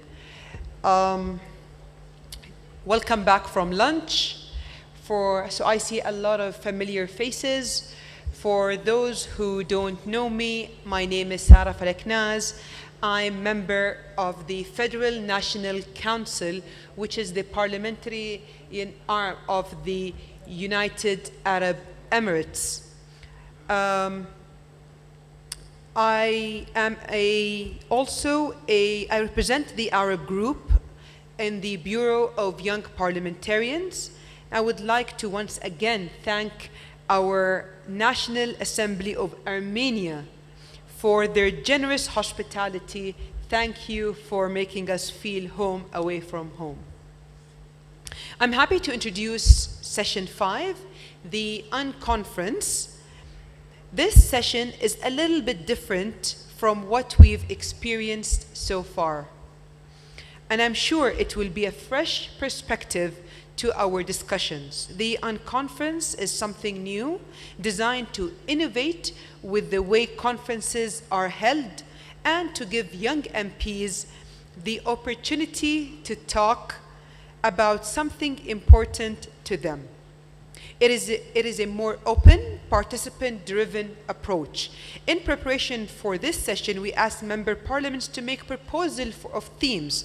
We received 6 proposals, which we shared with a lot of you for voting, and today we are pleased to welcome the winning proposals, which are leveraging education outcomes to enhance employment and national development for future generations, proposed by the Kingdom of Bahrain, and global solidarity in crisis, safeguarding education in conflict zone, proposed by Namibia. Ladies and gentlemen, honorable MPs, without further ado, we invite the delegation from Bahrain to sit at the head table and deliver their unconference session. Bahrain, the floor is yours. Thank you very much, Chairperson, and thank you for the hospitality for Armenia, that the good cooperation that they make for everyone here, for all members of Parliament and everyone. And first of all, I'm very glad to be here, and thanks who support us for our proposal. And as we know, first of all, before I begin my proposal and the subject, I have a deal with you. For example, after we open the floor, because of the timing that we have, the shortage timing, so I wonder that everyone, before we speak, I don't want to interrupt anyone, Your Excellencies, when you talk about. So I prefer that you use your timer and your phone, because yesterday when they said 3 minutes and 2 minutes, I used my timer, and then everything what I want to talk about, I make it a shortcut so I can reach that time, because Your Excellencies, I respect everyone, and please respect that time as well. I wish that also for after we begin the floor. So prepare yourself for 2 minutes, please, later. So our subject is regarding to the education. So if we wanted to speak about education, there's one word, Qatar, they say it last night, which is the key of any development in all countries. So we know that education is very important things. If you develop the policies, if you develop the economic, if you develop the buildings, anything in the world, when you want to develop something, it will be starting from the educational.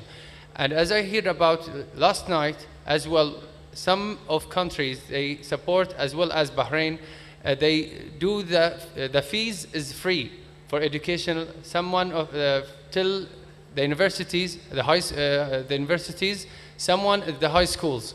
So some of the countries, they don't do that. Only maybe in the primary school or something like that.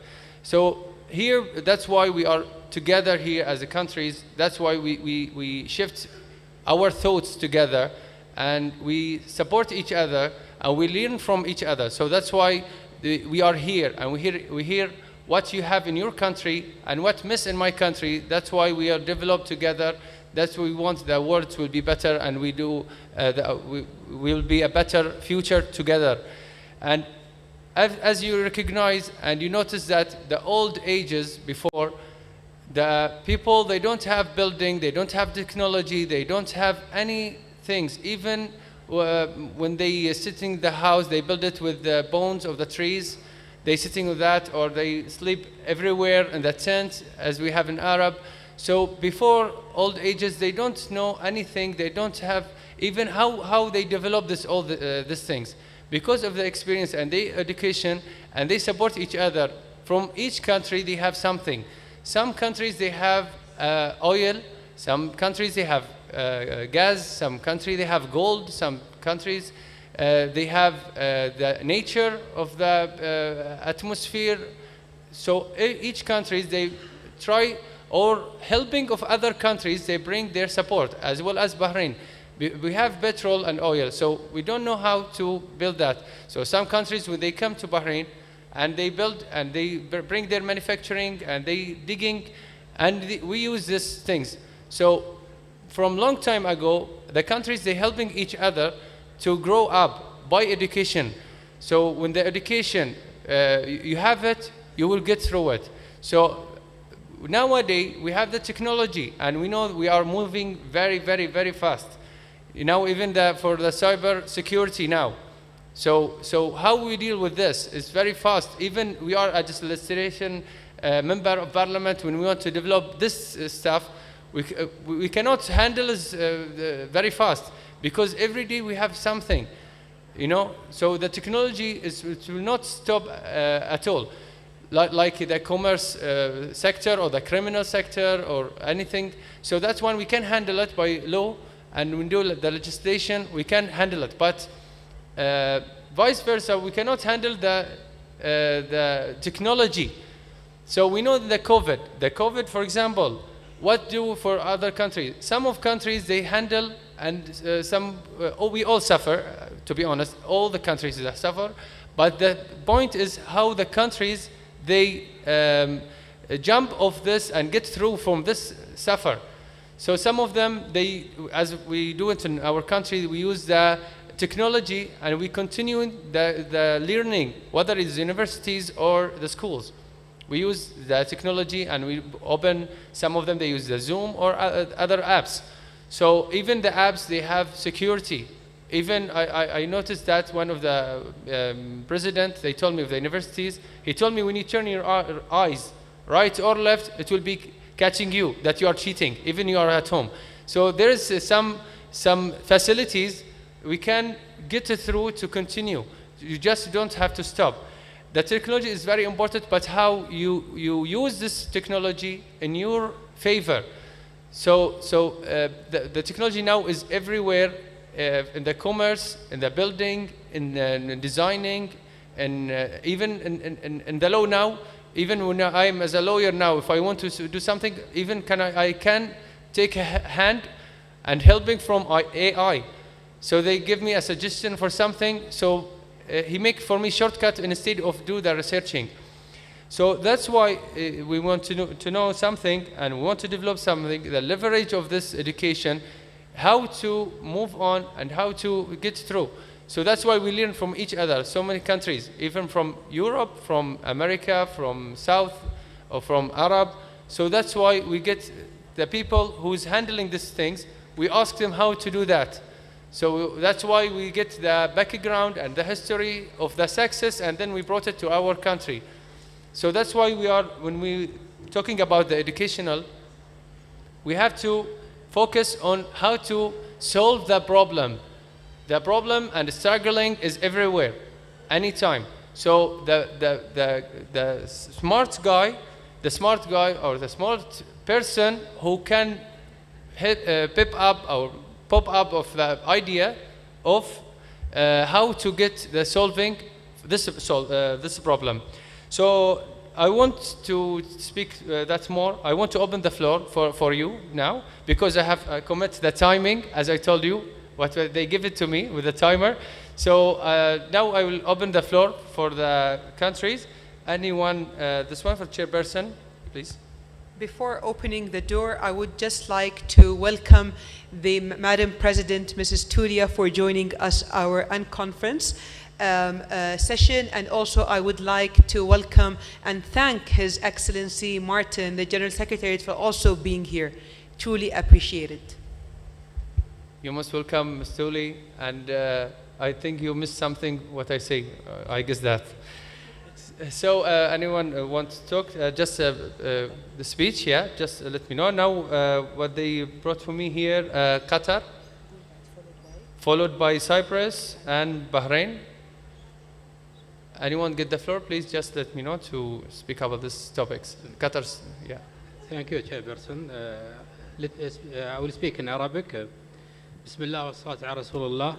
في البداية أود أن أشكر مملكة البحرين الشقيقة على طرح هذا الموضوع. Allow me to thank the Kingdom of Bahrain for having come up with this very important theme. What we see today is that we're facing so many challenges, including artificial intelligence, which is a challenge for all of us. And I'd like to talk about some of the efforts that the Shura Council in Qatar has been making to try to protect employment and education for young people.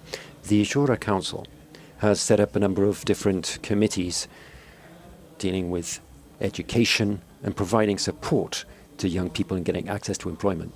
We've taken a number of steps. For instance, we've set up educational programs really reflecting the market's needs. And the Shura Council has also adopted a law on private enterprises and working conditions. That's designed to try to provide training opportunities to everybody in Qatar so that they can get access to employment. Less than 2 minutes. I appreciate that. I wish everyone, even Bahrain, my country, they have to stick to the time. So I'm lawyer, so I have to stick to the law. Yeah, the floor is yours because Cyprus they spoke later. The floor is yours, Bahrain. Thank you very much indeed.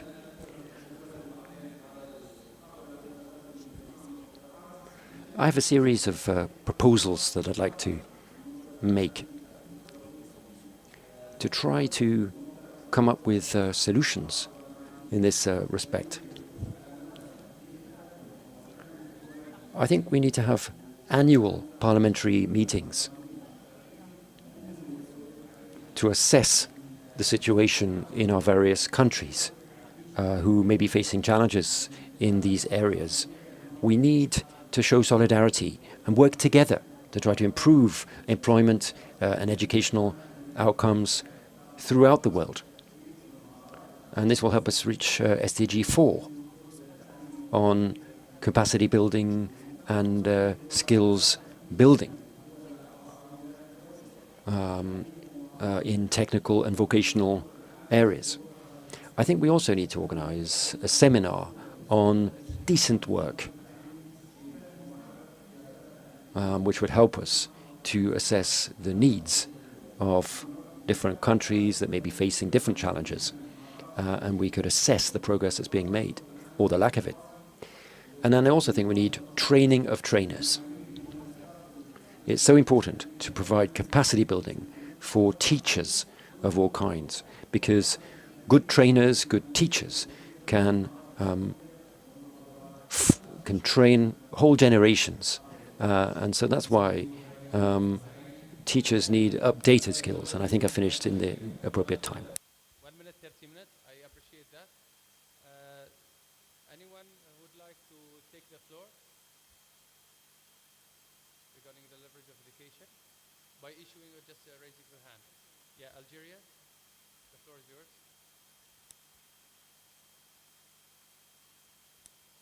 Timing, please.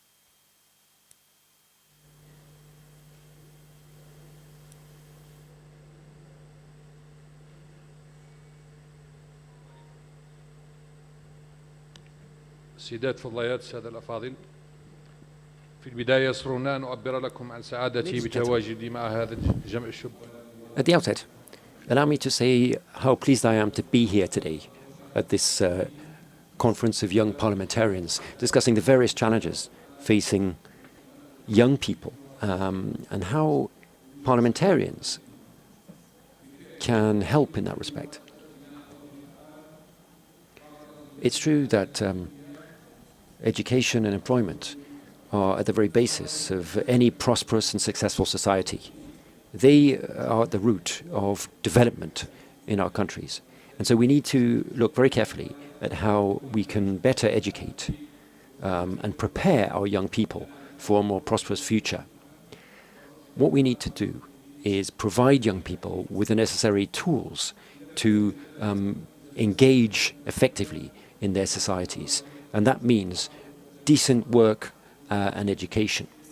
Algeria is fully aware of the importance of education, and that's why we've been implementing a number of reforms.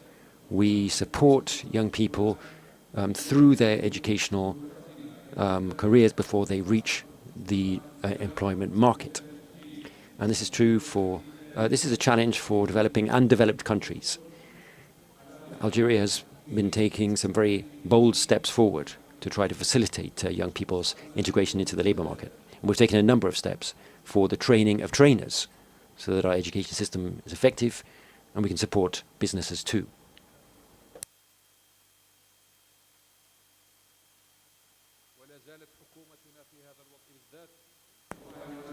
The government of Algeria continues to encourage young people's development and education. Thank you.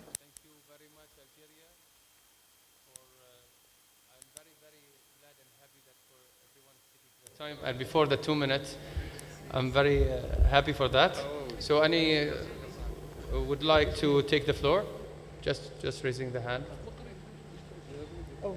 Yeah, the floor is yours. Yeah, please. Which country, please? Namibia. Namibia. Our tag is gone. Sorry, Madam Chair.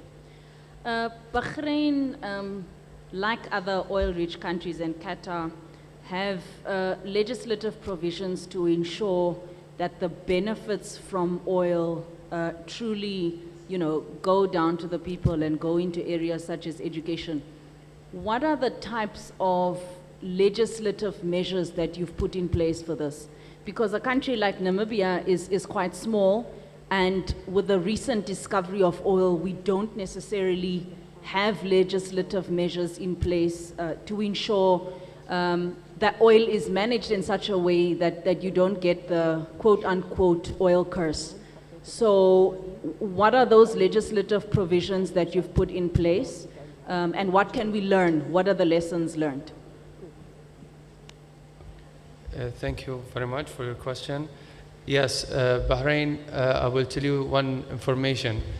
Bahrain is the first country in the GCC who they have the education since 1919. And that's why even we spread out and we help all our GCC's countries from the education. And even the Bahrain, for the education, we have a fees. The fees is free for education to all Bahraini, and even the non-Bahraini who's living in Bahrain, they have the same rights.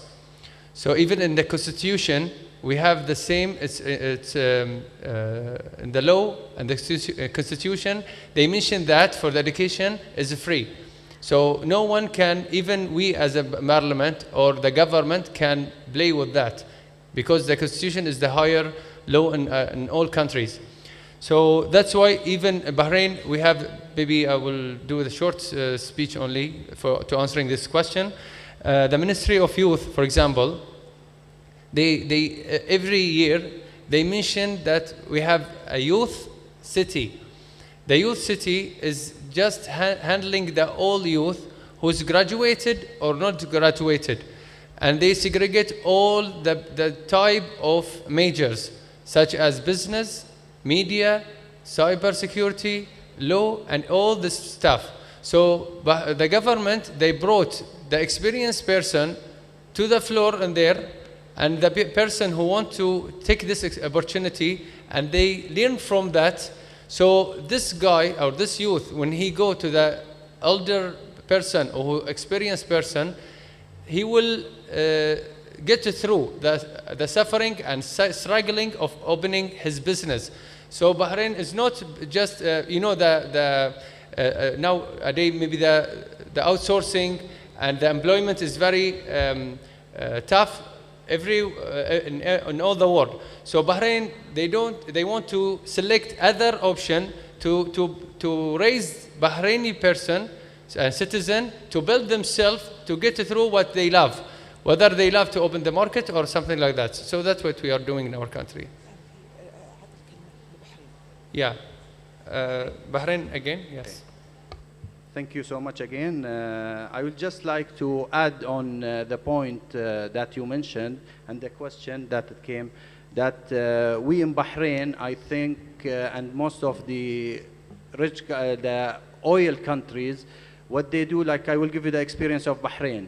The oil, we put some of the money from the oil go into the budget, and then from into the budget it goes to the Ministry of Education, and it gives free education to the students.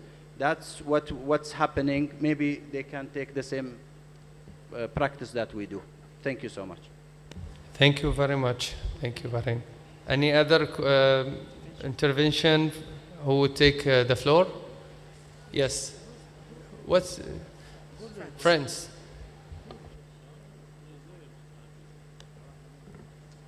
Merci, Monsieur le Président. Thank you, Chairman. Quand je lisais le sujet de... Well, when I was reading the title of this Unconference today, I was thinking that what we're trying to do as well is protect the future of future generations. And so when we talk about education and employment, it's also important to take into account environmental aspects.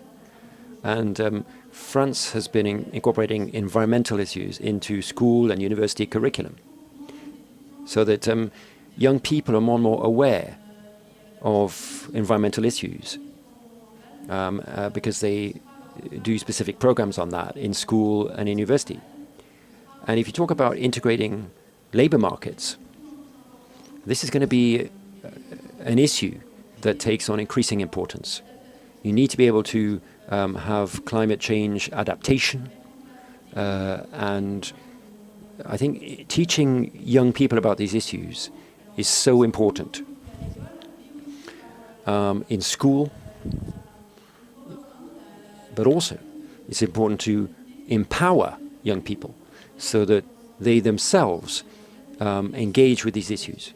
We have now green delegates in school classes. So their responsibility is to think about how their school can better help to fight climate change. Thank you. Watching the time, I appreciate that. Thank you very much, and thank you for sharing this information. Yes, the floor is yours. Djibouti. Yeah. Merci, Monsieur le Président de la séance.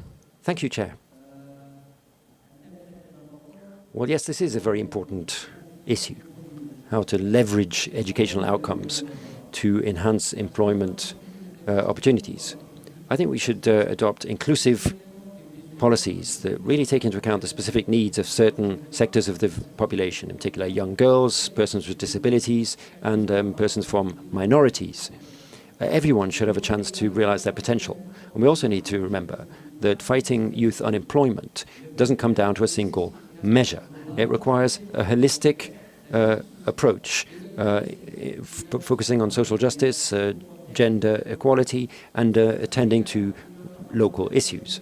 So the IPU needs to play its role in coordinating the efforts of different countries by sharing best practices and supporting success stories.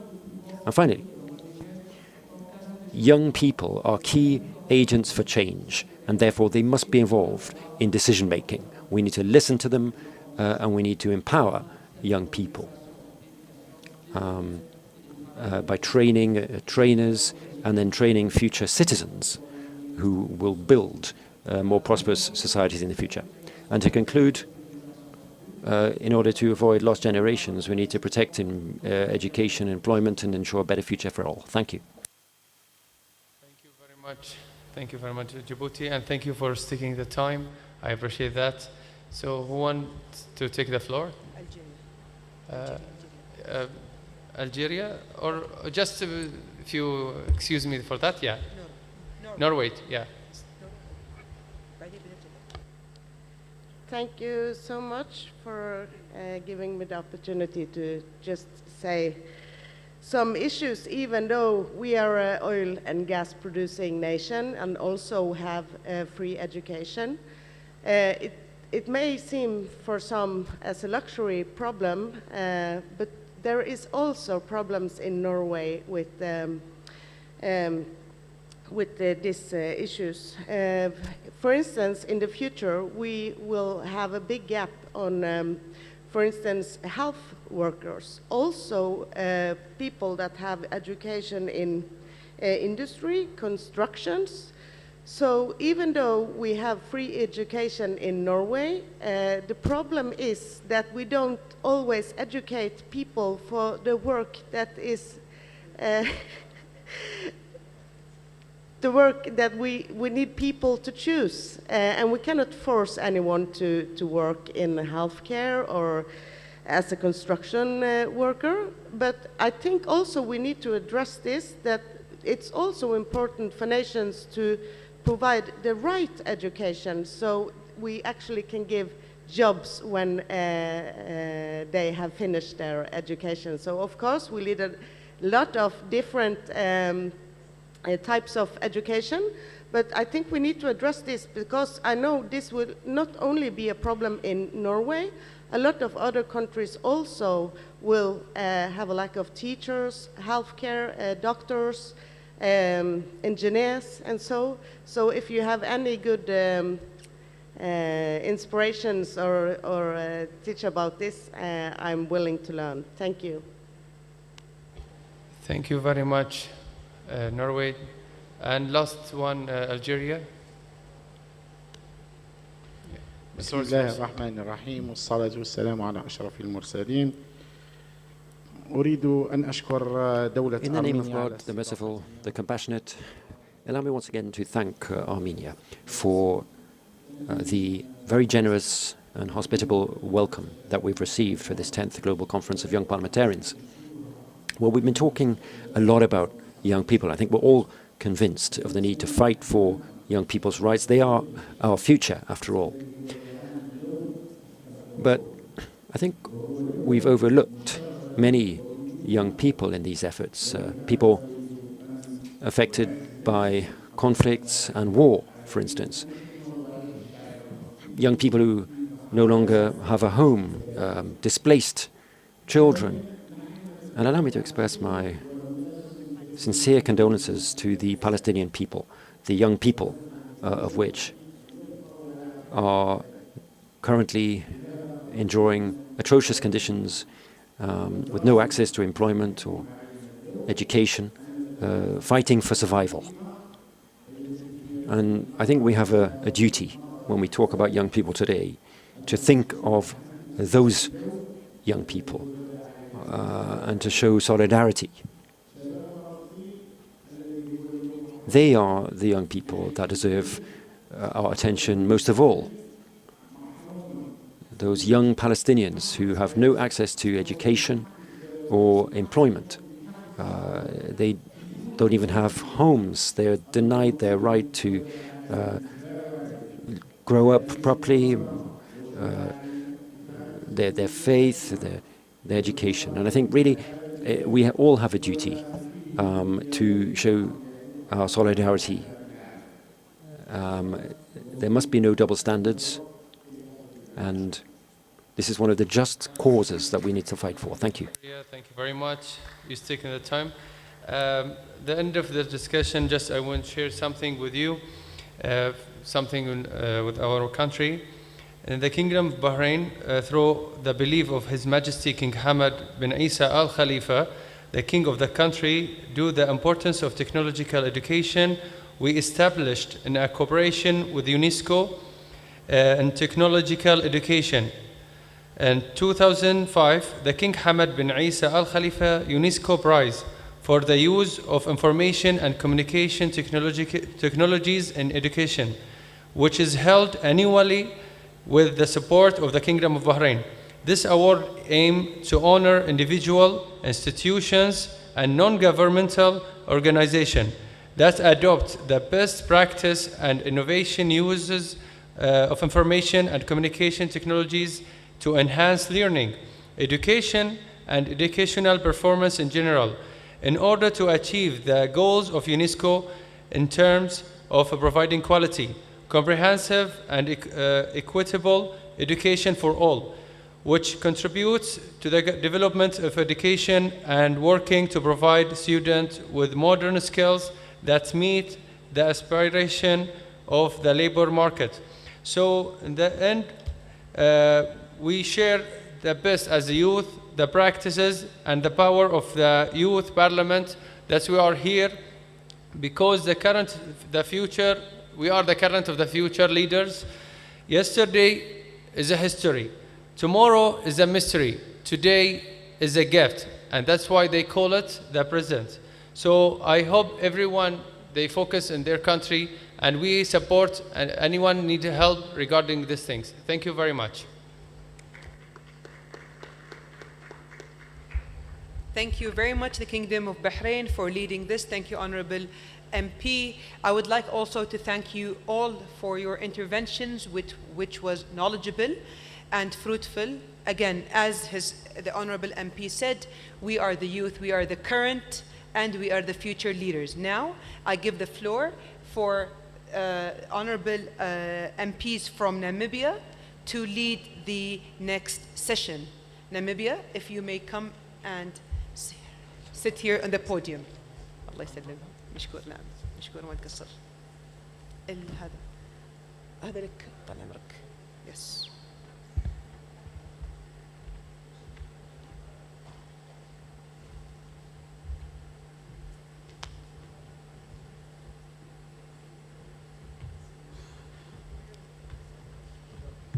Okay.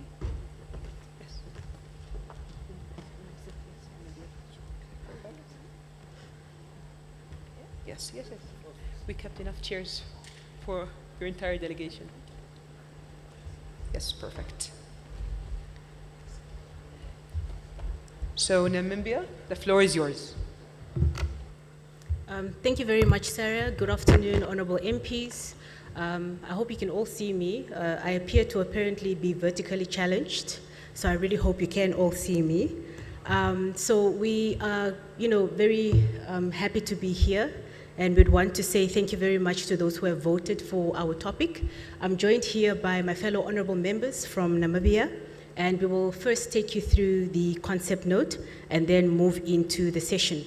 So I will start with introducing myself. My name is Emma Tangi Muteka. I am a member of parliament who hails from the land of the brave, Namibia. I am also a board member of the Forum of the Young Parliamentarians, who represents the geopolitical group of Africa. Right.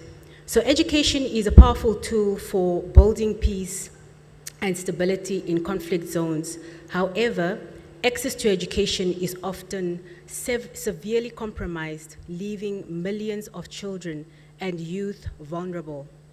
Schools are destroyed, teachers and students are displaced, and overall security situation makes it difficult to maintain consistent educational services.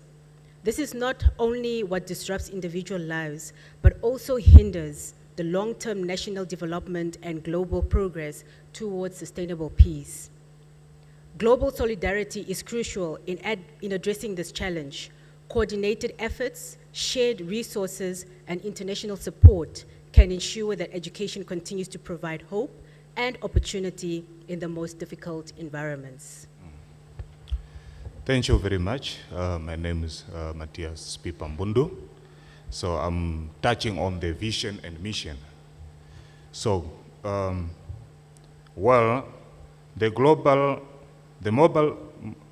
mobilize global support and partnership that safeguard the right to education in conflict zone, ensuring that education remains uninterrupted even in times of conflicts, crisis. So vision is a world where all children, regardless to their circumstance, have access to education, equality to education, even in the midst of armed conflicts and crisis. We envision a global framework where education is recognized by protected as fundamental right, contributing to long-term peace and stability. Good afternoon, everyone. My name is Winnie Mongo. I'll be taking you through from our objectives.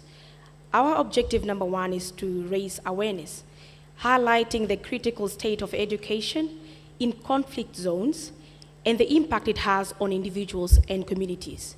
Our second objective is to strengthen global cooperation, promote international collaboration among governments, non-governmental organizations, and global institutions to safeguard education in conflict situations. Advocate for policy change, encourage the creation and enforcement of international policies that protect educational institutions, students, and teachers in conflict areas. To promote innovation and resilience, showcase innovative strategies and technologies that provide education during crises, including digital platforms, mobile schools, and communication-based and community-based learning system. And finally, foster solidarity to strengthen the role of global solidarity in ensuring education is a priority in humanitarian responses. I'll be taking through to some of our key themes. Firstly, education is a human right in crisis. Education should never be seen as an optional service during emergency. It is a tool for resilience and a pathway to recovery. Secondly, global cooperation highlight the role of international partnerships, including humanitarian organizations, governments, and the private sector in providing education during conflicts. Thirdly, innovative solutions, explore cutting-edge solutions such as online learning platforms, mobile classrooms, and psychosocial support integrated into educational programs. And lastly, policy advocacy. Encourage international policies that make it mandatory to safeguard education during armed conflicts, including protection for educational infrastructure and personnel. I thank you very much. Thank you very much. My name is Elder Fernando Felipe. I am the Councillor of Grootfontein as well as Member of Parliament of the 6th National Council, where I serve in the Committee of Agriculture, Environment and Natural Resources, which I am the Vice Chairperson. I will be speaking about the target audience as well as the expected outcomes. The young parliamentarians and its policymakers from conflicted countries, international development organizations, and humanitarian agencies, NGOs, are working on education and child rights globally, policymakers advocating for peace, education, and stability.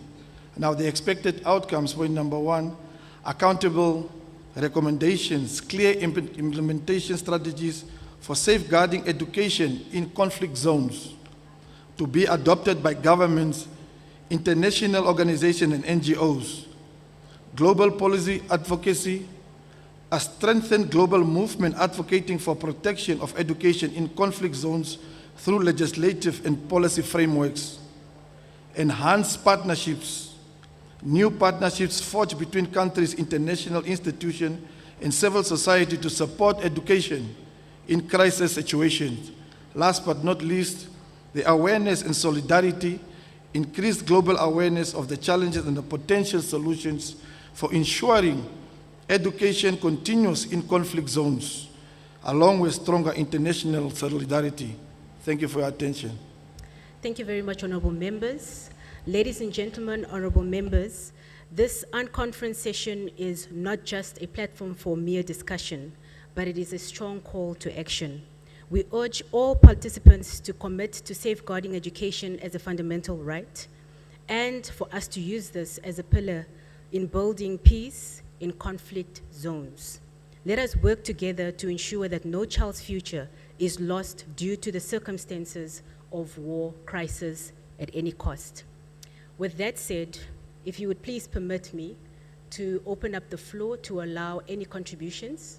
May I please really emphasize the fact that we don't have much time and that we're going to allow each participant to contribute at a most of 2 to 3 minutes, if that is okay. Oh, 2 minutes. My apologies. All right. Thank you very much. The floor is open. I'm so sorry, I need assistance. Yes, Cyprus, the floor is yours.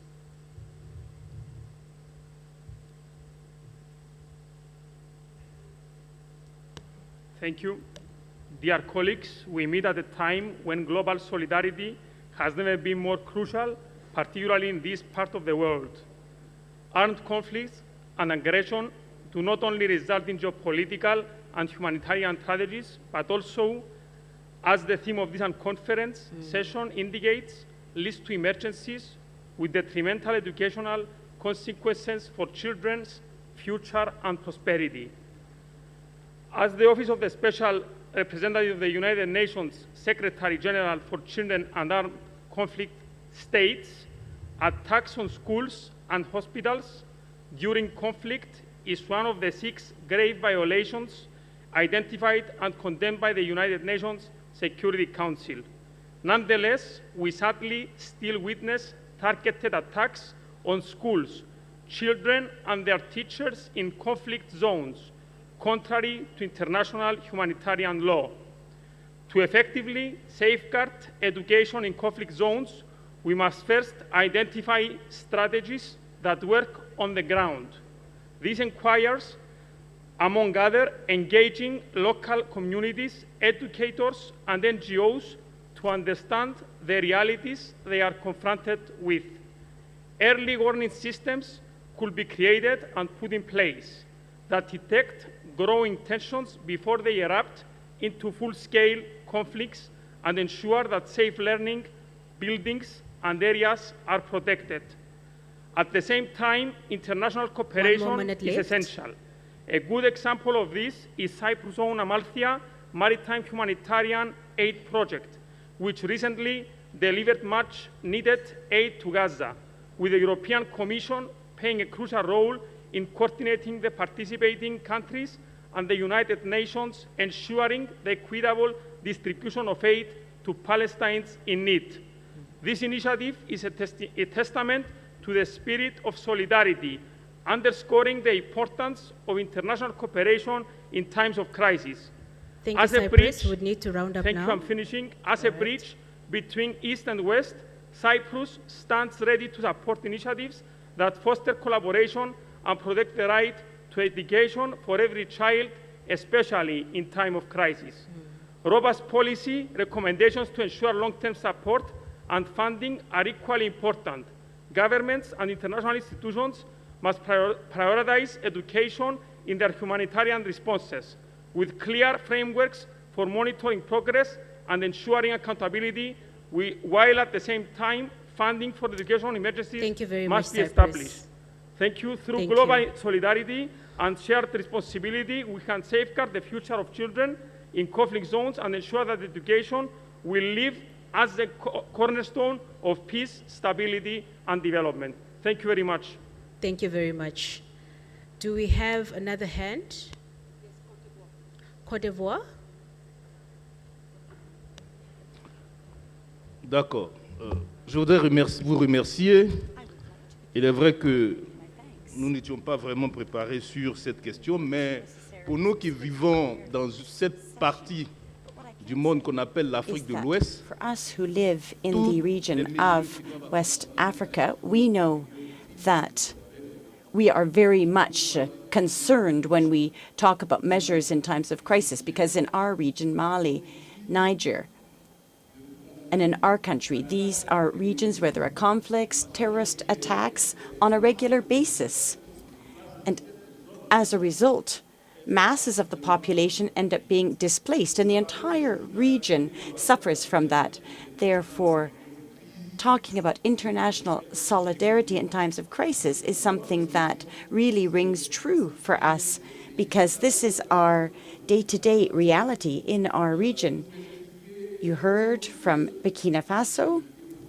They talked about how they organize in order to surmount the challenge of offering education to young people in a reality that is marked by conflict and terrorism. There are a number of programs in place to do that. We therefore very much welcome having this issue on our agenda today because we need for the world to really mobilize to help the countries and regions in crisis. Thank you.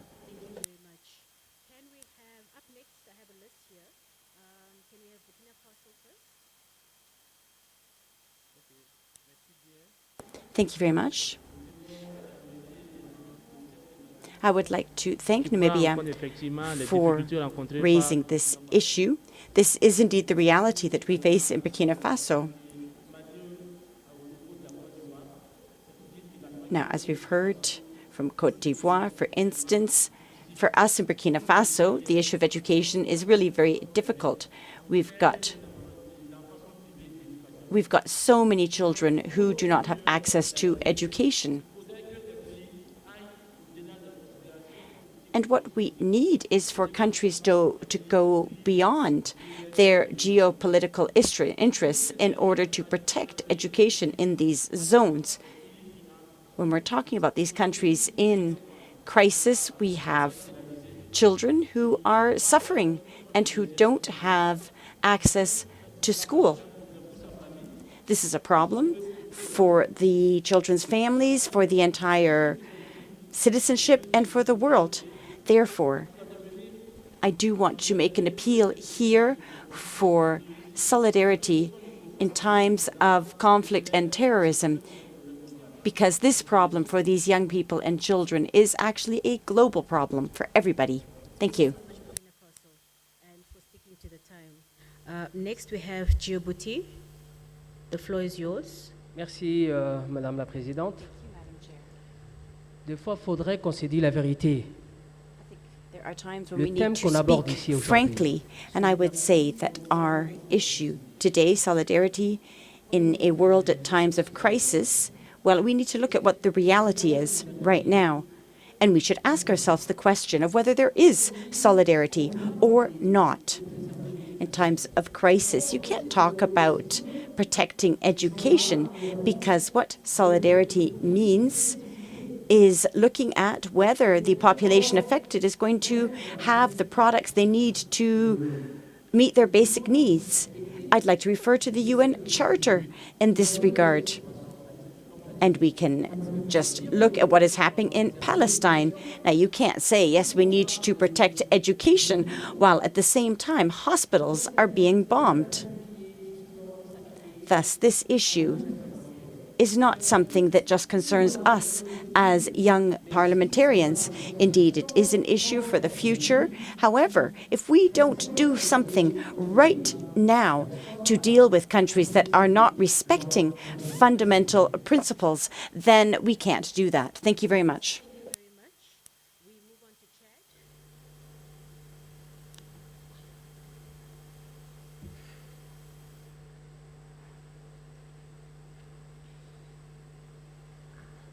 Merci beaucoup, Madame, de m'avoir donné l'occasion d'intervenir. Moi, je voudrais d'abord mettre en lumière I'd like to begin by talking about the reality in our country.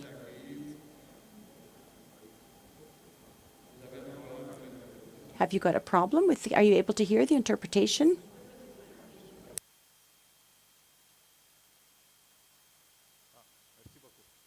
All right, thank you very much.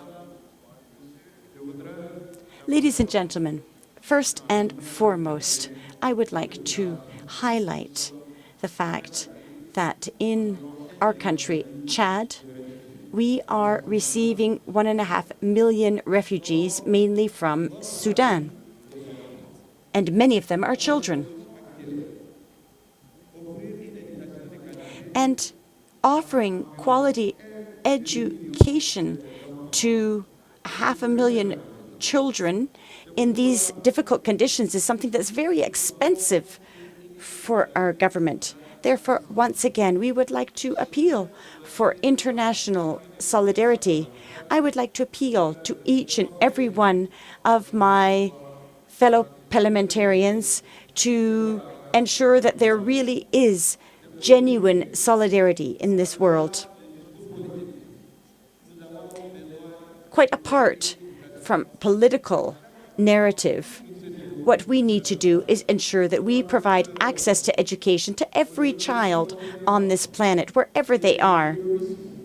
Because if we bear in mind issues such as terrorism, migration, etc., this is the only solution to these problems. In other words, offering education for every single child. That's the only answer. Thank you.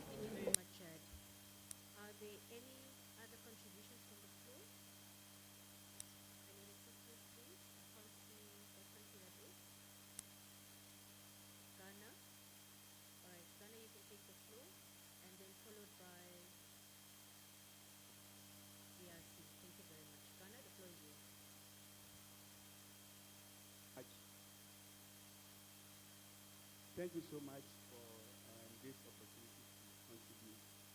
I do associate myself with what was said by the colleague from Djibouti. How can a child go to school when there was war? It's never possible.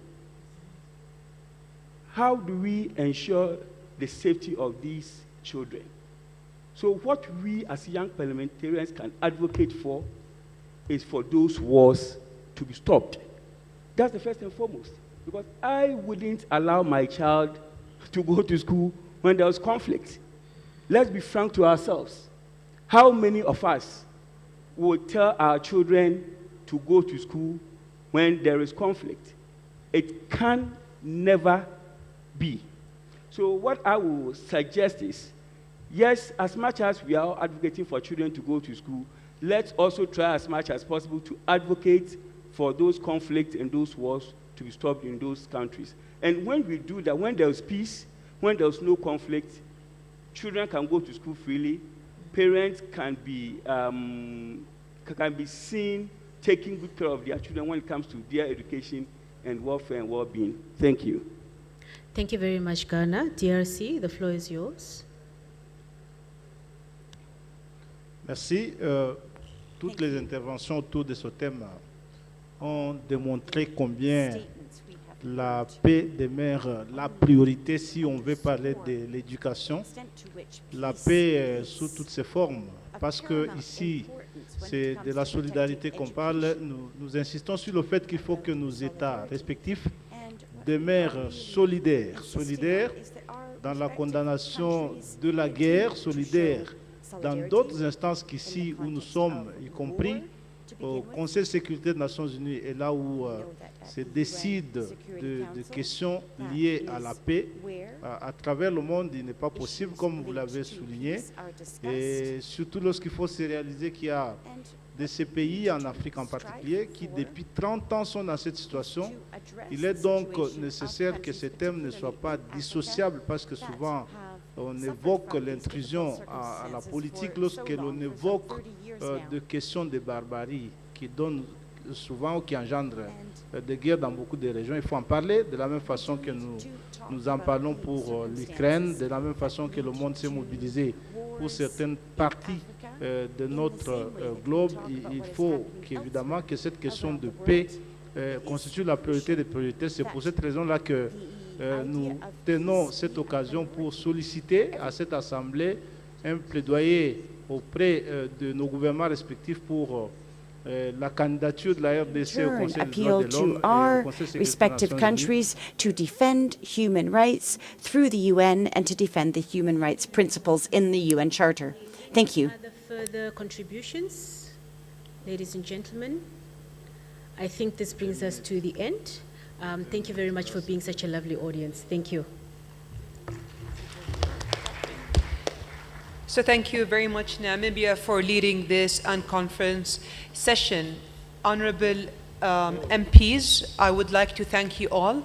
The turnout has been enormous. Your interventions have been very fruitful, knowledgeable, and rich. And I would like to say that, I would like to point out that this is the first Unconference session that we had with MPs. Usually the Unconference happens with the staff of parliaments. And Mr. General Secretary, if I may ask you to adopt such Unconference sessions moving forward. It's been very fruitful. Thank you very much, honorable MPs. This concludes our unconference session, and I hope you enjoyed it as much as I did. Please remain seated, and we will reconvene in a moment. Thank you very much.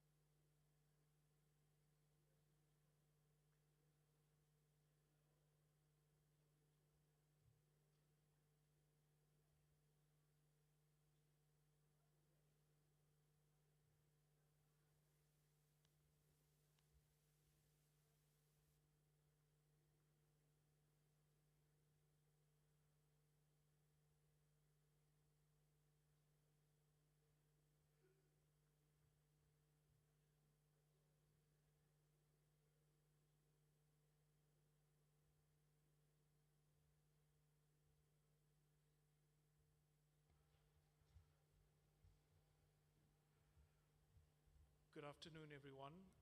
Before we begin the next session, can I call on all the rapporteurs to please come on stage? That is the rapporteurs from the breakout sessions and from the 2 unconference sessions.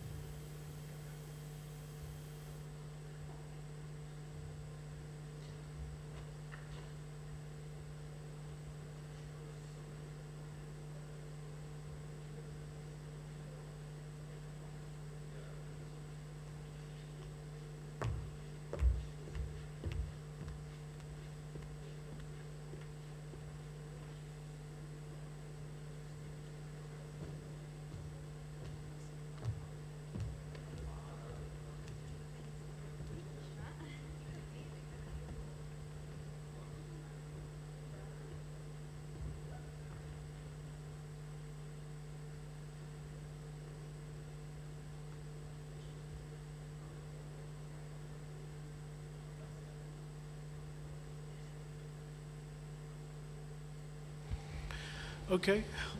Hello, everyone. Welcome to the reporting session.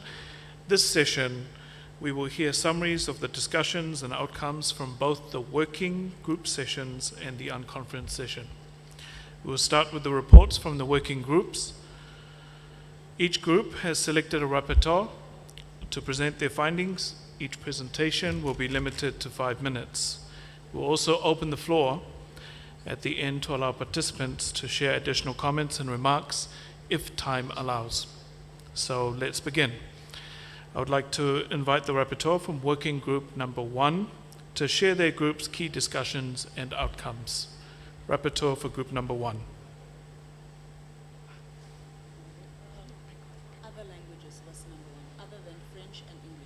Sorry, other languages is group number 1.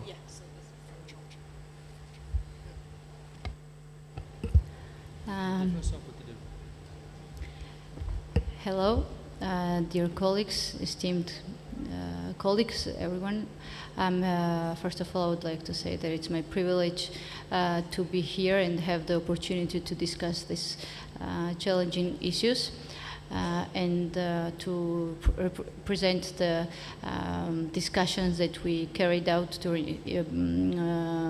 during our group considerations. So I guess that the case study is the same for each and every group. So I will just quickly proceed to the answers to the questions, if I may. So. Can we have the questions maybe so that I follow the paper, or I can proceed without it? Depends how we prefer.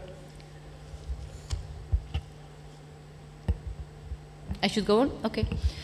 So the first question was how we would identify, if I remember correctly, how we would identify, map and engage to yes. So how would we effectively identify, map and engage with marginalized youth populations in our constituencies, in this case, in the case of the study, and what tools would be available to help us to do so? So according to our group, and I would like to mention, and once again thank to all of them, all countries that, country representatives that all of us participated. So the first step that we identified would be to conduct assessment that would be qualitative and both quantitative surveys, so that we get the relevant data about those vulnerable groups. And upon that, we would also try to receive some support and help from the local governments, so that we decentralize on this issue, and we take and receive some relevant information and data from them, so that we create in the end main database that would allow us to have the figures, so that we plan our policies afterwards. So that would be the first the question, answer on the first question.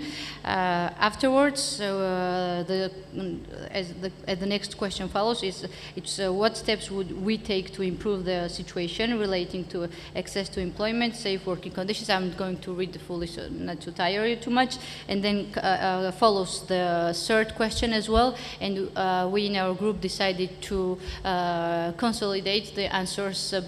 As we saw, it was quite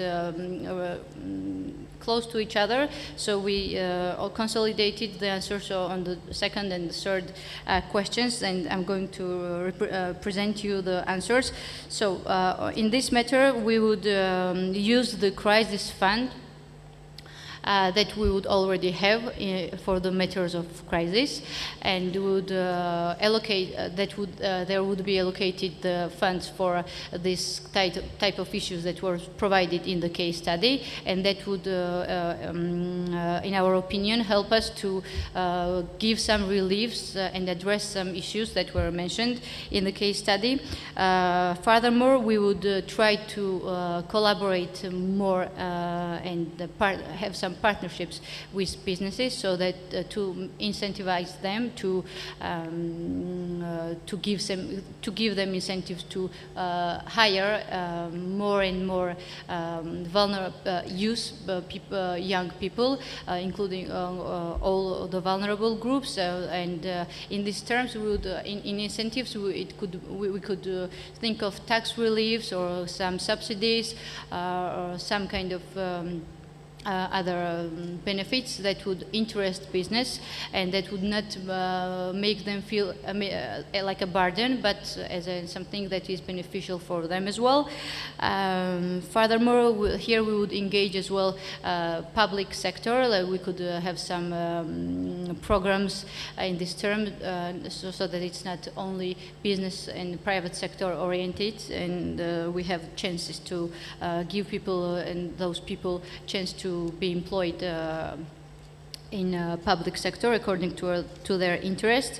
We would also try to create the distant learning platforms so that we reach more and more people and we give more and more people access to the relevant information and education. In this matter, we would also try to create platform that would be interested to give those people skills in order that would match the labor market. So that would be giving them, equipping them with the relevant skills and knowledge, so that they could use it in practice without that much timing and stuff. That's the third one, and now I will switch to the last one, which was how would we translate the needs of youth, including those who are marginalized and vulnerable in crisis, into public policy, and how would we advocate for inclusive policies that support youth education and employment. So basically, we understood it as a question that would ask us how we would ensure that the follow-up, that our policies and the initiatives that we created and I just mentioned would be enacted, and check if those enacted would be efficient or not. In this matter, we thought that maybe Parliament could play as a supervisory body, could play its own role in terms of creating a relevant working group under the relevant committee that would, and this working group would be accountable to this committee to give the information and update about how the policies are enacted, how they are implemented, if there are, and this should be evaluated and with the figures, so that we have the data to compare the data of the beginning. When I started answering the first question, I was speaking about the relevant data and the data that we would have we would receive upon this working group, so that we compare how the policy, if the policies are effective, and if we need to make some modifications, and that's it.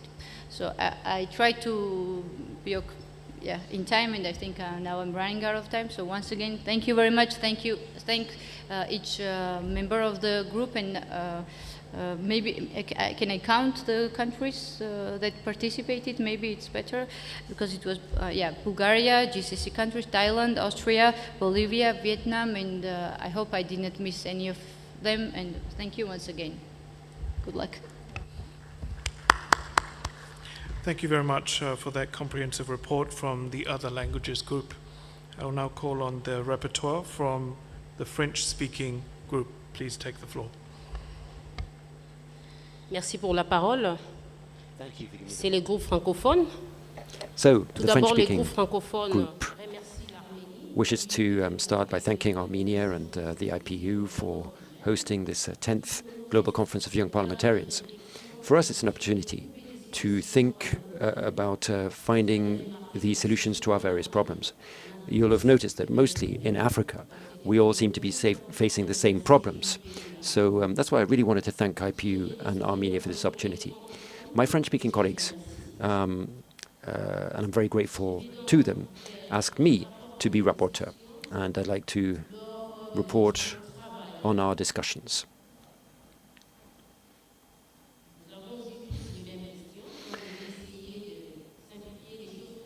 Well, we all had the same questions, so allow me just to go straight to the replies.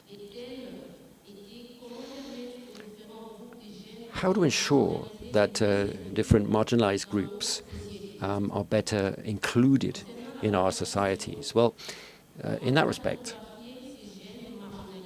of course, you need to identify these groups and take stock. And one thing you need to do is raise awareness. You need to really inform young people and then perhaps even provide them with more training. We said that we need to set up the right places, centers, in order to discuss and engage young people. You need to use digital platforms as well to engage them. Now, on the second question, on measures that can be taken to improve their situation, well, we said, first of all, that you should come up with new laws. And there, it's very important to, as parliamentarians, oversee implementation of those laws. And you need to see solidarity and support measures that adopt that approach. Then, in terms of initiatives and steps to be taken, it's important for states to encourage employers to take on young people. There need to be financial incentives. So they need to be paid internships, tax benefits for taking on young people, and mentoring programs. And then the fourth question on how to ensure that public policy responds to the needs of young people in crises. Well, we said that you need to have distance learning programs for young people in that situation affected by crises, and you need to have social support programs. And then the big question was how to use platforms to raise awareness among public authorities. So you need to have telemedicine and promote mental health. So you guarantee access to online mental health support for young people, particularly those facing humanitarian or health crises. Secondly, we also need to have support for employment, training, and rehabilitation programs for young people who have been affected by economic crises. And three, you need to have digital learning. You need to invest in online learning programs and improve access to the internet for marginalized populations so that all young people have equal opportunities. And then finally, we talked about mobility and exchange programs. It's so important to encourage virtual or face-to-face exchange programs in order to strengthen cooperation and solidarity between young people in different countries. And then the final question was on good practices for empowering young people in crisis situations. Well, there you need to have psychological support to promote that empowerment. Thank you. Thank you very much. I now invite the rapporteur from the first English group, English 1, to present their findings.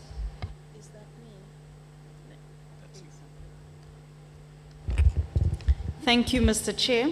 On behalf of the Group 3, the first English group, which comprised of the People's Republic of China, the UK, India, Cambodia, Tanzania, and the Republic of Namibia. The answer to the first question for this group was as follows. We have recognized that in times of crises, it's not business as usual. So firstly, we've said that we need to identify who the marginalized groups are. The term marginalized has a different meaning depending on the context of a country, the cultural and social beliefs of the country. So it's very necessary to identify who the marginalized groups are in times of conflict based on their economic status, their social status, and others as may be necessary in that particular context of a country. We have said that dialogue with targeted communities are of paramount importance. MPs need to go to their constituencies and identify solutions from the ground up, solutions that are not imposed by people in positions of power, but through public participation. One of the key lessons that we've learned from Namibia is that there's a dedicated ministry for marginalized people. We believe that in times of crises, this ministry can then proactively carry out its duties in terms of giving data to central government, in terms of numbers of people that are more affected during times of crises. So having a dedicated ministry that is prepared to fight for people of marginalized communities is one of the lessons that we've learned then.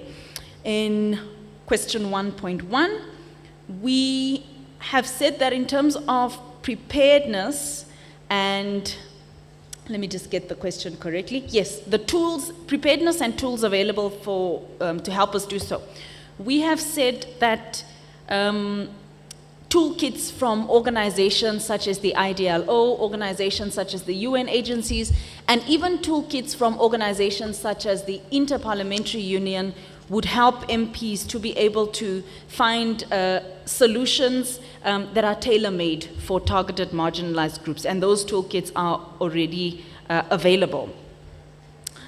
On question B, which was the steps to take to improve their situation. So firstly, legislation, having the necessary legislative environment to ensure that marginalized groups are protected from discrimination, but also as a group, we've identified that if COVID has taught us anything, we need specific legislation that is dedicated for times of crisis. So in times of crisis, you're in crisis mode. The normal legislation would sometimes need to be bypassed, obviously, for the protection of marginalized groups. So having legislation in place for preparedness for crisis situations would allow MPs to protect marginalized groups better. Then we have said that on question C, policies and initiatives to incentivize employers to support young people, targeted tax cuts for employers who employ young people. This, we feel, would put money directly back into businesses' pockets and therefore encourage them to employ young people in times of crises. E-commerce platforms, which is a lesson that we've learned from China, to ensure that you lower the costs of doing business for businesses and therefore allowing young people to participate more meaningfully economically during times of crises. And then government subsidized programs for young people to be able to do business for themselves. We've learned that in areas such as agricultural production, government can increase subsidies during times of crisis so that young people can keep themselves going in times when it's most needed. And then understanding the target audience, giving young people the platform to speak even if their views differ from those of policymakers. And this is not only for young people, but this is for all marginalized groups. Obviously, considering the reality that a marginalized group in one country is not a marginalized group in another country. And therefore, the broad definition of who is a marginalized community wouldn't apply as an umbrella to all countries. We've also said that you need a quota system for representation, standing quota systems for representation of young people in decision-making bodies, but also for representation of marginalized groups, people with disabilities, people that are socially marginalized, etc. And then targeted funding that is dedicated to engaging marginalized communities so that there's a bottom-up approach rather than the beliefs and the views of decision makers being imposed onto marginalized groups. Yes, that's it from our group. Thank you very much, Chair, and thank you to all the active participants during this session. Thank you very much to English Group 1, and also for especially highlighting the toolkits available from organizations such as the IPU. I now call the rapporteur from English Group number 2. You have the floor. Thank you, Chair. On behalf of the English-speaking group number 2, I want to thank sincerely the countries that represented all this group. Ghana, we had the Republic of Nigeria, we have the Republic of Tanzania, we had Canada, we had Tonga, Zimbabwe, Suriname, Uganda, North Macedonia, Norway, among as a few. And the group was really unique in such a way that we had the youngest members of parliament in the world, Honorable Tashana. She come from Suriname. If she's there, she can wave to the house.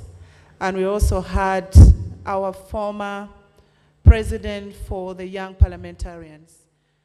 Our first question was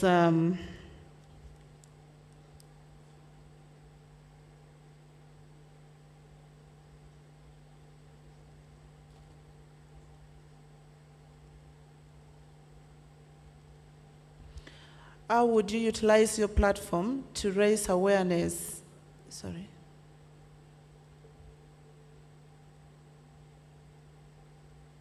Excuse me.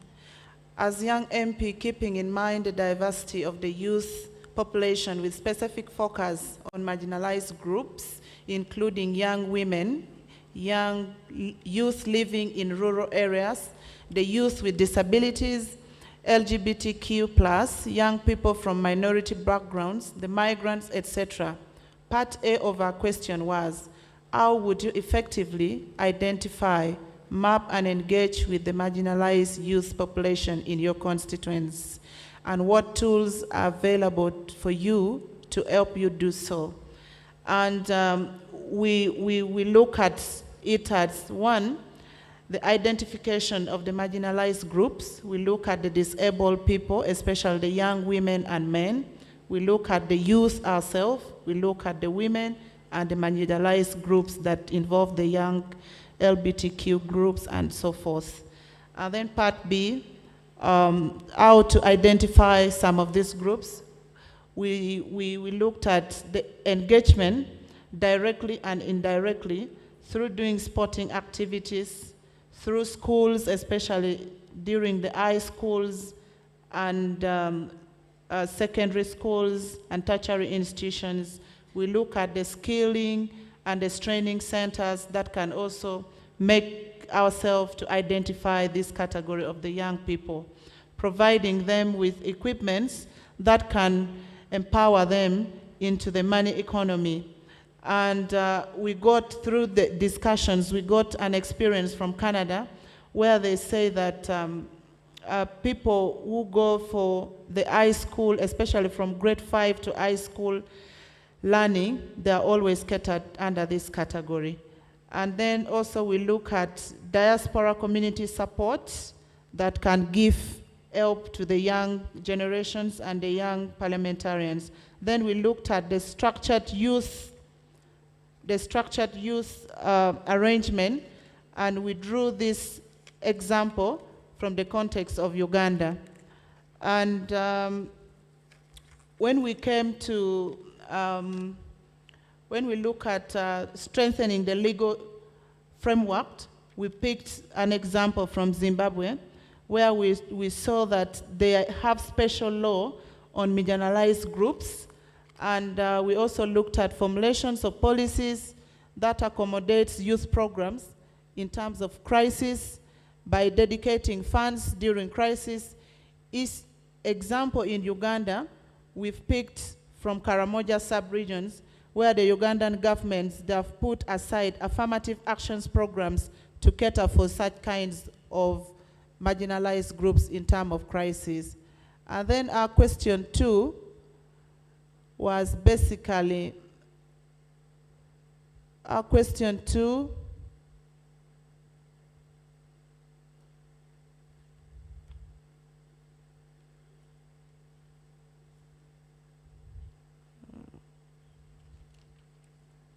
this presentation.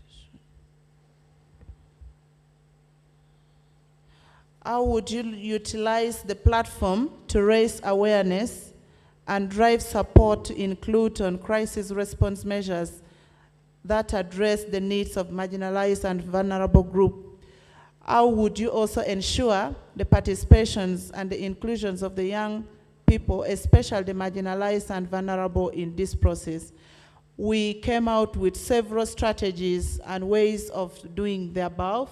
One is to strengthen the organizations that caters for youth, especially the youth parliament, directly that reports to the main parliament. In several countries, example, Uganda, Tanzania, and so forth, there are specific periods of time. For example, in Tanzania, in the month of November every year, they always hold what they call the youth parliament, where the young parliamentarians and the youth across the country and East Africa normally gather in one place to seek for youth views and discuss and seek way forward how they can always support the young generations.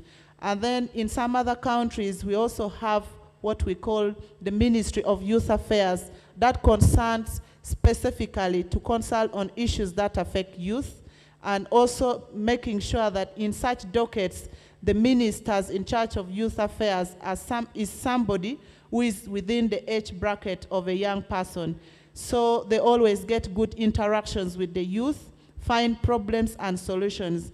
In our country, Uganda, for example, we have the minister in charge of youth and children affairs who normally interact very closely with the young populations. And there is fund which is always allocated to cater for problems that affect the youth and programs that has to enhance and empower the youth to stand on their own, on skilling, on business.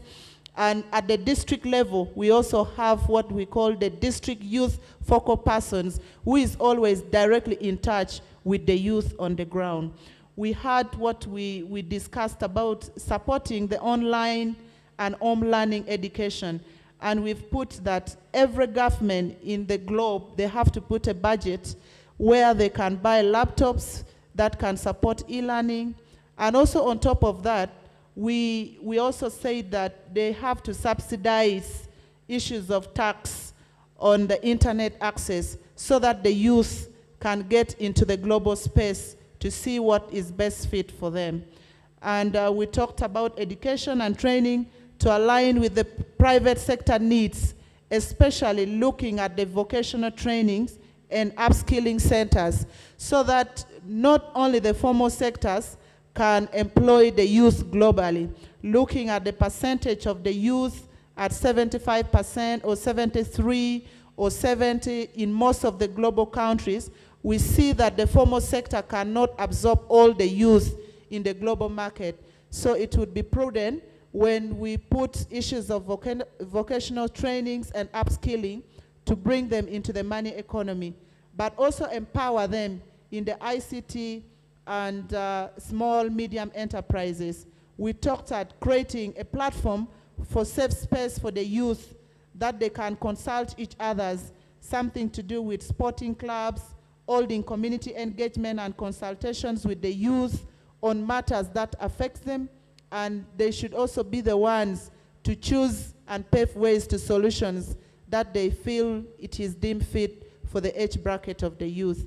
And then also we talked about advocating for donor partners and support from the multilateral such as UNICEF, the UNDP, UNFPA, the Red Cross Society, and then our sister from Tanzania gave us an example that in Tanzania, they have Botna foundations that give funding for youth empowerment in several disciplines, and it is making the young citizen of the Republic of Tanzania not to loiter on the streets. People are busy doing a lot for themselves. And our last questions was, what are the best practices that you can draw upon to support youth empowerment during the crisis? And we came out with something which is very small, that the community youth development learning centers should be created so that it becomes easier to avoid idleness and also give them the grills for the young members or the young generations. After that, it can be like a starter pack to provide market for them, to provide mentorship, and people can also do some kind of internship programs for the youth to gain an experience, so that when you go to look for jobs, especially in the formal sectors, at least you have an experience in what you've been doing through these centers, big, small, and medium. I beg to submit. And I want to thank sincerely all the countries that contributed, our secretaries in all the 3 subgroups that we divided for the 3 questions. You have been very amazing. Thank you so much. I say all this for God and my country. Thank you very much to all of our working group rapporteurs. Let's please give them all a hand. Now that we've heard from the working groups, I'd like to invite representative from Bahrain and Namibia to report on the Unconference session. Beginning with Bahrain, you have the floor for 5 minutes. Thank you very much. First of all, I'd like to thank His Excellency, Her Excellency Tulia, President of the IPU, and His Excellency, the Secretary General of IPU, Mr. Martin, and thanks as well for Your Excellency, Your Lord, the Speaker of Parliament of Tonga, for everything that you manage in this IPU, for the youth especially.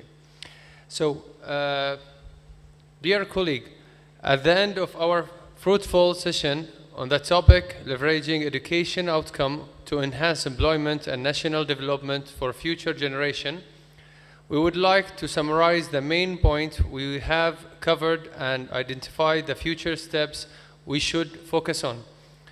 Regarding the importance of improving the utilization of education outcomes, in this session, we discussed how the relationship between education and the labor market is fundamental to achieving sustainable development. Therefore, improving the utilization of education outcomes is not limited to promoting employment only, but also includes improving the quality of life for future generations, which derive economic growth and achievement social welfare. We also highlighted the urgent need for comprehensive assessment of the quality of education, as the current gap between the skills students acquire and the needs of the labor market is evident. Therefore, updating curricula and developing teaching method is essential to ensure the evolving market needs are met. Regarding strategies to enhance education outcomes, we pointed out the need to introduce modern technical and vocational skills into curricula to ensure they are compatible with labor market requirements. We emphasized that enhancing practical training contributes to better preparing students for the challenges they will face in the labor market, and the importance of cooperation between education institution and the labor market, ensuring the academic program are aligned with industry needs. Regarding the role of higher education and scientific research, We addressed the role of higher education and scientific research in driving innovation and providing technological solution. So universities and scientific research centers must be of the forefront of innovation to support the economy and enhance the competitiveness of graduated in the labor market. As for challenges and obstacles, we discuss the challenges such as the mismatch between education policies and labor market needs and the difficulty of adapting the technological changes. To overcome these obstacles, it is necessary to develop flexible and adaptable strategy. We also discussed how technology can enhance the quality of education and training by introducing new tools such as e-learning and smart training, as well as how the use of artificial intelligence can provide opportunity to provide customized training in line with market needs. Finally, it must be said that improving the utilization of educational outcome requires us to take concert steps and strategic initiative which contribute to achieving sustainable growth and societal prosperity. Thank you for attendance and effective cooperation. We look forward to working together to implement these ideas to achieve our common goals. Thank you very much. I thank the representative from Bahrain for the report, and I now call on the rapporteur from Namibia. Thank you very much, Mr. Chair. And I'd like to take this opportunity to say thank you once again for this great opportunity that you've granted us. Following the discussion pertaining to the importance of mobilizing education, the importance of education in conflict areas, this is what we concluded. That there's an urgent call for the world to solely and urgently mobilize the end of any form of conflict globally that will affect the education for our children. There's also a strong call for countries to respect the fundamental rights of other countries. There's also a strong call to focus first on identifying, or rather creating, a safe space for our children, rather than focusing on only providing education so that they will be able to receive this education comfortably and safely without any form of threat. There's a need for international organizations to advocate for safeguard education in conflict areas. And last but not least, there is a need or a cry for financial support to countries that are neighboring countries that are affected by any form of crisis, as these countries witness the flocking of children to their countries and results in them assisting them and affecting them financially in terms of their financial budgets. So this is their call to please be assisted. I think that brings me to the end. Thank you very much.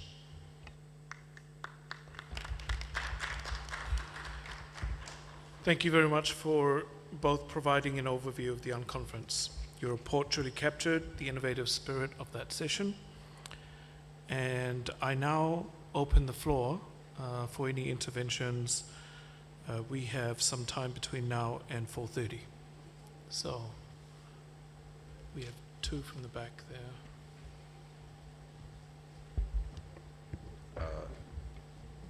I give the floor to the lady at the far back. I can't see you.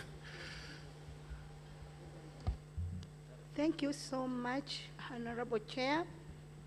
I'm Maisho Lenge from Tanzania. I would like to add up on the point which has been presented from the group of French speakers about giving incentives to the employers who will employ vulnerable and marginalized groups in their companies. I also argue, as we encourage young girls to science subjects, to become engineers, ICT experts, and so forth, in public procurement, the government should give preferences to the tenderers who employ young women as key personnel in their companies. Because some of the private sectors, they have the stereotype thinking that women cannot be well utilized if they can get pregnant in their companies. So this should also be taken on board as we encourage young girls to science subjects. Thank you so much. Thank you. I now call the floor to Uganda.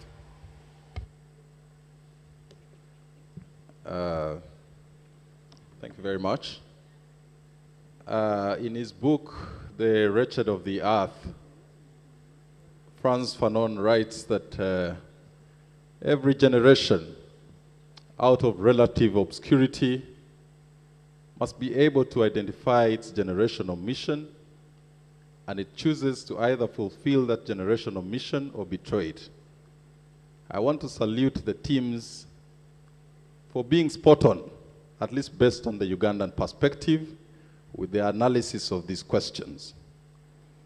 Uganda also acknowledges that just like a doctor diagnoses and treats medical conditions, a leader diagnoses political, economic, and social issues and prescribes solutions through the right policy and meaningful actions. These working group sessions, in our opinion, cautions us as leaders that just as a misdiagnosis can harm a patient, a leader's inaccurate understanding or ineffective solutions can worsen societal problems. Uganda recognizes that the reasons young leaders emerge, like us, is to address unmet needs. However, there's a crisis for most of our countries to address.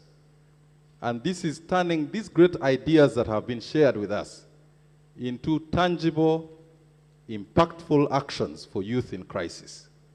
Our call to action is that through this particular platform, we should continue with post-conference engagements to track implementation, which is ideally the real problem. Thank you very much. Thank you very much. I now give the floor to Suriname.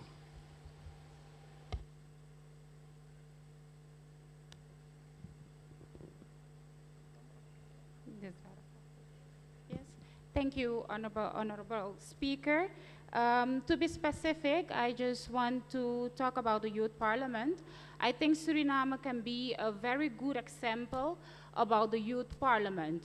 The Youth Parliament, let me say the Youth Parliamentarians are chosen by the youth itself in Suriname. We have an election and the youth are chosen by the youth for 3 years. And in the Youth Parliament, we have youth steering committees such as education, health, etc., etc. So I just wanted to be specific that the world, I don't know if there are other countries here who also have a youth parliament, but in Suriname, we have a youth parliament for more than 15 years right now. I can say together with my young MPs, my colleague here, I can say Honorable Ms. Jackery and Mr. Sampi, we are also products of the youth parliament in Suriname. The youth parliament in Suriname also has a direct connection with the main parliament. That's what I wanted to share with the world today.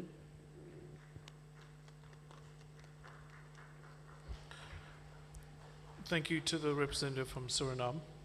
The floor is still open. Please take the floor, Ghana.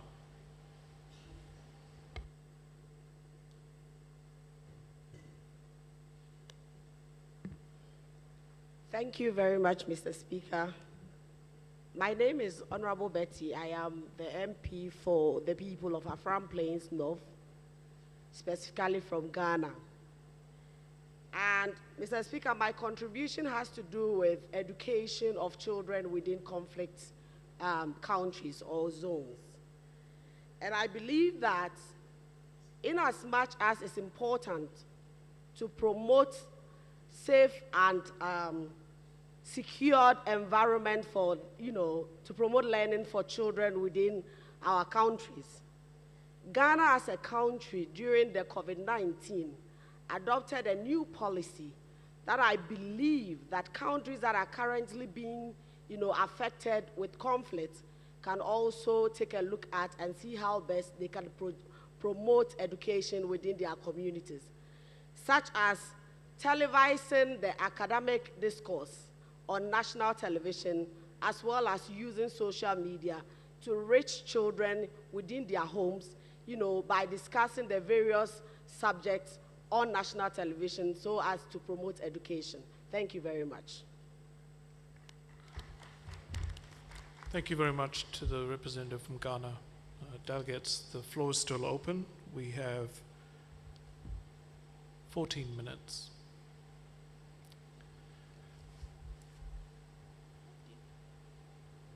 I'm sorry, I can't read that far, but the delegate from my far right. Nigeria? Okay, yes, it's Nigeria. Nigeria, please take the floor. Okay.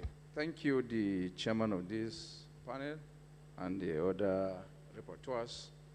I want to share the Nigerian experience in terms of youth parliament. In Nigeria, we are now in the 10th assembly, where we have the youth parliament, who are not parliamentarians, but they are elected, and they, just like a mock parliament, where we groomed youth towards the nitty-gritty of parliamentary activities, ethics, and privileges. And in Nigeria today, we have 2 standing committees in the parliament, where we have the youth development.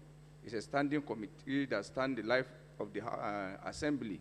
We equally have youth in parliament as equally a standing committee, where all of them collaborate to ensure that Nigerian youth have been taken care of in terms of all their needs and inclusiveness with persons with disabilities, women, and all the children as well. So this is Nigerian experience, where these 2 standing committees stand throughout the lifetime of the House, and all about youth. Nigerian Parliament have concern for youth, and the Speaker equally have concern for youth, and that is why in all the global youth activities, Nigerians always participate. Thank you very much for this opportunity.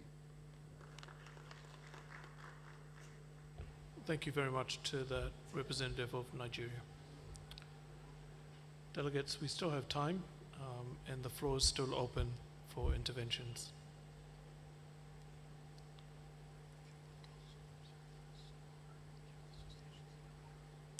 Observers are also welcome to make an intervention at this time.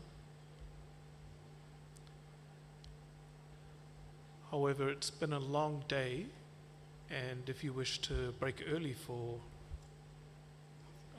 afternoon coffee or tea, I will make an executive decision and close the session.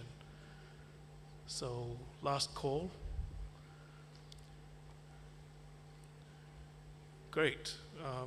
I would like to thank our rapporteurs who are here on the stage with me for their reports, and for all the delegates here today for all of your interventions. It's been a long second day, and I wish to take this opportunity to thank the Armenian Parliament and our gracious hosts for doing such a wonderful job hosting us today at such a wonderful venue.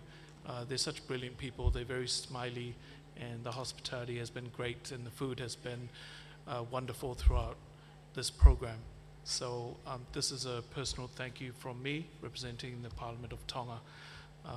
Thank you very much to everyone. We will now break until our closing session. Thank you, that's a wrap.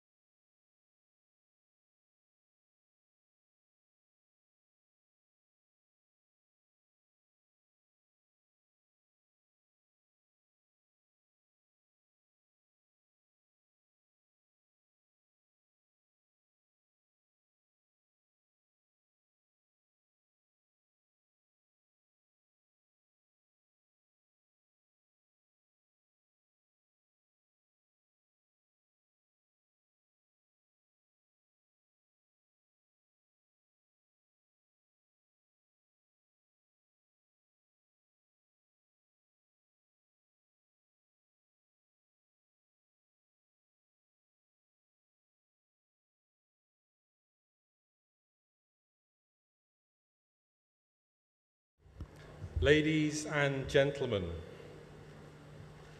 Your Excellencies, fellow parliamentarians, welcome to the closing session of our conference. It's been an incredible 2 days of discussions, insights, and collaborative efforts, and I want to express my deepest gratitude to each and every one of you. As we draw this meeting to a close, I'd like to take a few moments to reflect on what we've accomplished together and to extend our sincere thanks to those who've made this event possible. Firstly, I want to again express our most sincere gratitude to the National Assembly of Armenia. Your hospitality and your meticulous organisation have made this conference not only productive, but also truly memorable.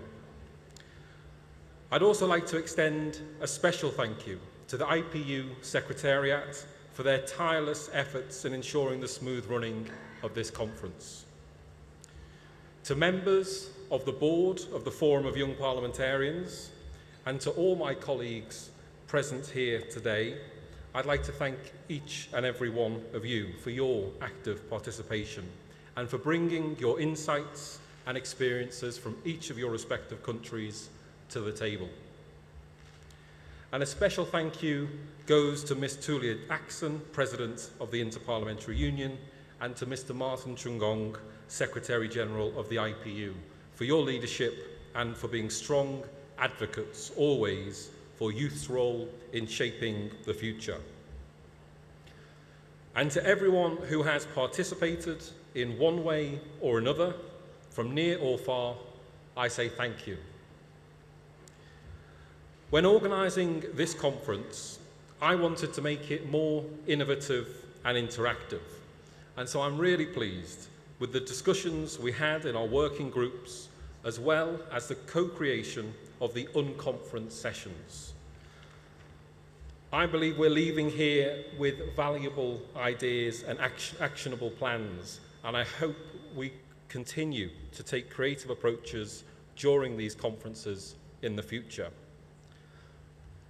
Ladies and gentlemen, in this session we will present the outcome document of the conference.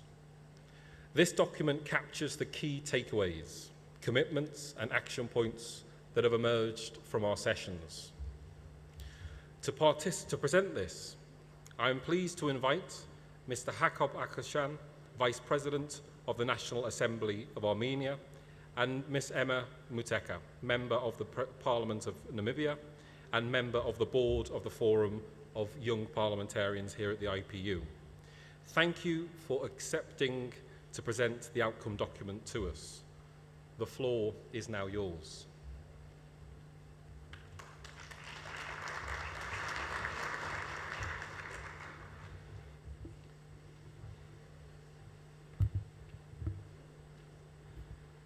Thank you. Mr. President of the Republic of Armenia, Mr. President of the National Assembly of Armenia, Madam President of IPU, Mr. President of the Board of the Forum of Young Parliamentarians, Mr. Secretary General of the IPU, fellow young MPs, ladies and gentlemen.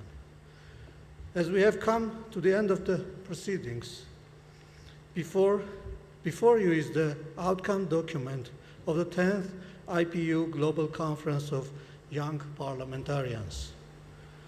It would be impossible to capture the entirety of the rich discussions which have taken place over the last 2 days. But we hope this document does it some justice by capturing some of the key messages and recommendations that we discussed. We are happy to present some of its highlights to you.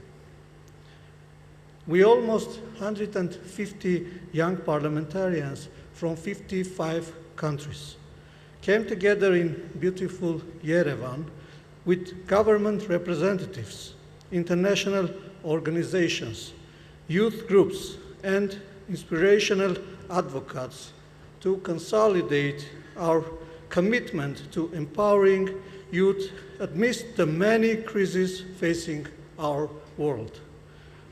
We have also been honored to be joined by the President of the Republic of Armenia, the Prime Minister of the Republic of Armenia, the President of the National Assembly, the President of IPU and the Secretary General of the IPU, the President of the Board of the Forum of Young Parliamentarians, and the President of the Bureau of Women Parliamentarians. Our average age was 39 years, and 40% of us were women. Our shared focus was clear: education and employment.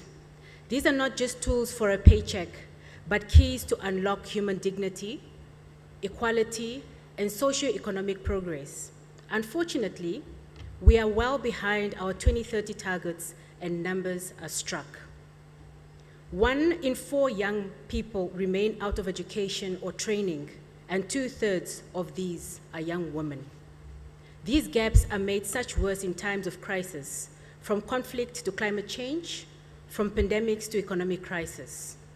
In moments like these, our people turn to us, and we must rise to the occasion. So what can we do? We propose action. Guarantee education for all, even during crisis, through free, compulsory, and affordable education. This includes increased budgeting and support for refugees and displaced persons in national systems. It also means additional language and mental health support, champion that builds skills for tomorrow, whether in digital technology or the green economy. Employment. Employment, too, is central of our cause. It is about self-sufficiency, identity, and social integration, especially for refugees and those in crisis. We propose to increase investment in youth employment programs, including microcredits and initiatives that provide a livable income, foster inclusive labor markets for resettled refugees, enabling them to contribute through skills matching and professional development. We also called for increased investments to address the housing crisis faced by so many young people. Finally, we must recognize that marginalized groups or those in vulnerable situations continue to face significant barriers. As young parliamentarians, we commit to amplifying their voices. We will partner with grassroots organizations, improve public engagement, and work across borders to ensure that no one is left behind. It's not just a cliche, but a reality. This means education and employment support that meet the needs of all segments of society, genders, and personal abilities. Enhanced public engagement with marginalized groups or people in hard-to-reach places such as rural areas, in poverty, or those facing discrimination. It also means strengthening partnerships with our youth groups and councils, as well as each other through inter-parliamentary cooperation. On the eve of International Democracy Day, let us reignite hope. Here in Armenia, the land of stones, let us rebuild brick by brick. Let us commit we won't let any generation be lost. Last but definitely not least, we warmly thank the National Assembly of Armenia for bringing us together in this beautiful setting to unite beyond this common goal. I thank you. Thank you.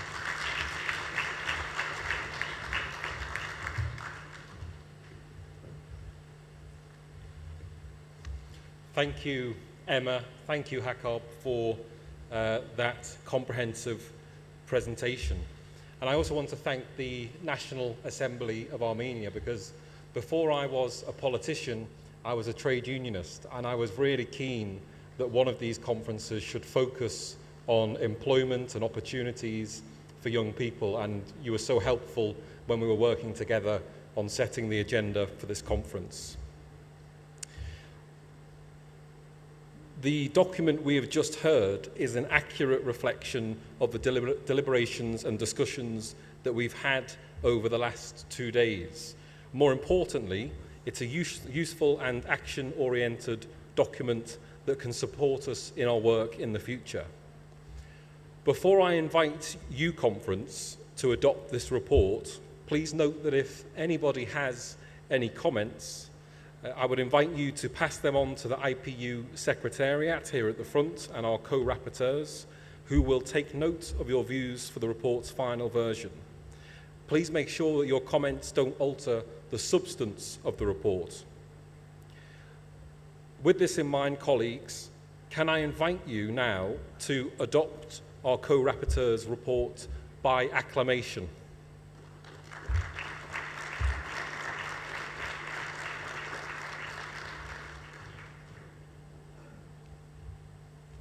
If some participants wish to make any additional comments, we can open the floor for a short remarks on the suggestions that they may wish to make the report with the IPU Secretariat take note of, but I think we'll just ask people to speak directly to the IPU Secretariat. Now, to officially close our conference, it is my honour to introduce Mr. Vahan Khachaturian, President of the Republic of Armenia, to address us. Mr. President, the floor is yours. Thank you.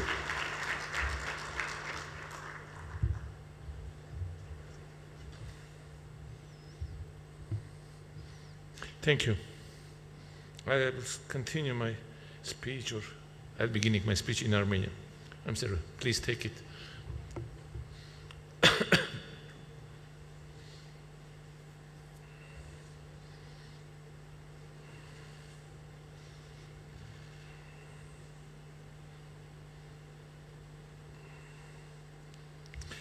Հայաստանի Հանրապետության ազգային ժողովի մեծարգո նախագահ, օրենսդիր իշխանության հարգելի ներկայացուցիչներ, respected representatives of the legislative body, esteemed President of the IPU, participants in the conference, ladies and gentlemen, I'm glad to welcome you in this Young Parliamentarians' 10th conference that is for the first time being held in Armenia.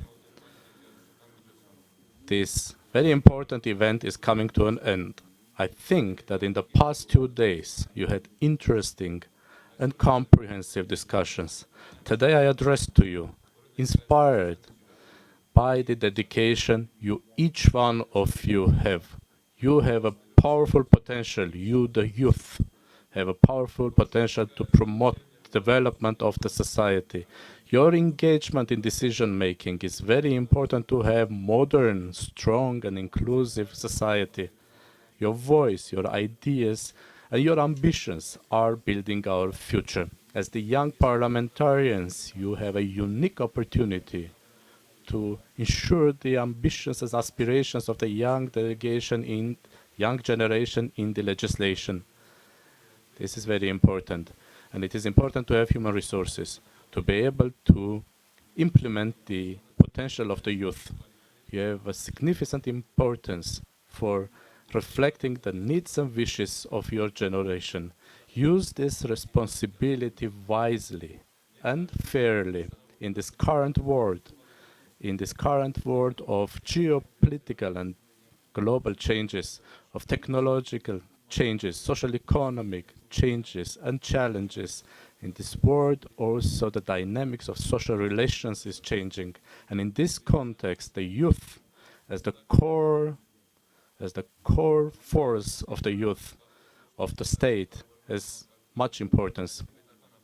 It is up to human resources to have an effective and efficient state apparatus which brings to the efficiency of all the aspects and directions of the governance. Very important is the thematic of the conference, education and employment. I am speaking to you not as a president, but also as an advocate for educational transformation. I have to say that education no longer recognizes restricted resources or geographical limitations. This is the technological era where the youth has any resources, unlimited opportunities. In this era of IT revolutions, currently we have new economic system. Education, knowledge, innovation and research in the 21st century's reality are the basis for sustainable economic development and competition. And it is thanks to it that we will be able to overcome demographical and geographic limitations. Education is cornerstone for unlimited opportunities. It can bring ideas, generate ideas and approaches, and also empower the individuals as the moving force for the state and the economy to face the challenges of the day. When speaking about the directions of development for the Republic of Armenia, it is indeed the education, science, and the high technologies. Knowledge-based environment is what is going to help us develop the economy in a way that will be able to offer to the world technological and innovative products. Regardless of all the challenges we face, economic failures, pandemic, whatever it may be, we need to maintain the commitment to educational opportunities. In today's world, which is very often signified by uncertainty, it is our collective responsibility to maintain the main pillars of the society, regardless of the circumstances. Dear guests, in the end of my speech, I would like to express my hope that when you leave the Republic of Armenia, you will leave and take with you impressive memories, new networks, new energy, and you will be able to put it in use for the development of your countries. Thank you very much.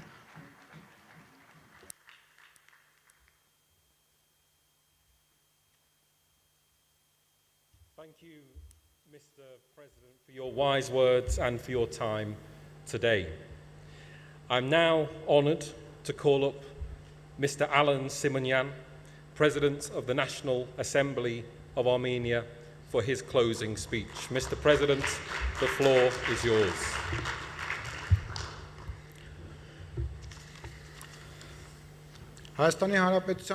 Excellency, President of the Republic of Armenia, esteemed President of the IPU, esteemed Secretary General of the ITU, Excellencies, dear colleagues, ladies and gentlemen.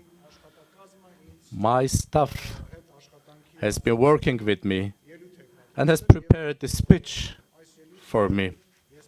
So today I was going to read the speech for you, but then I took a decision. I took a decision to leave the frameworks of the format. I am not going to read the text that I have been given. Instead, I will say what I feel. I will say what I feel. I will say what I've seen. I will say what I've learned in the past 2 days, and I would like to share with you.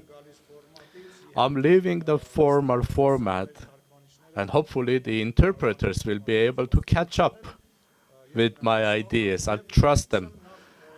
I want to first of all thank you. I want to thank you all, because I know that you have gone through a long way to travel to reach the Republic of Armenia. One of my colleagues has traveled 50 hours, and it means that they are going to go back the same way. Let's applaud to that person. I want to thank also the organizers. Very often they say that thank you to the National Assembly of Armenia and the President, but let's thank our deputies, our MPs, our staff, our head of staff, chief of staff, the entire team that in these days and before has been working very hardly here to ensure we have this opportunity. You know, in my opening speech, I said that the National Assembly of the Republic of Armenia is the youngest, or one of the youngest parliaments in the world. I'm proud for that. I have to say that here, I see my young colleagues with us. And you have to know that the National Assembly of the Republic of Armenia for 5 years already is working in this style. And this youth has come from such formats, such events, from NGOs, from civil service, from public service. I'm saying this because you need to know that there's no door that cannot be opened. There's nothing impossible in this world. We only need to think out of the box, out of the standards, and be confident that we will be able to implement it. Be confident that the Velvet Revolution, non-violent revolution of the Republic of Armenia, the entire history of the recent years in Armenia is a good proof that nothing is impossible and everything has been done, is done and will be done with the direct participation of the youth. Therefore, I would like to ask you, request, be confident on your strengths. But then when I am leaving the text, I also forget sometimes what I want to say. So please know that the Republic of Armenia is always open, is always expecting you as guests, as future politicians, as people who, at the level of the world, at the level of the region, will be able to bring change. I want to again thank you for coming to the Republic of Armenia, and the Republic of Armenia will always be ready to embrace you. Thank you again.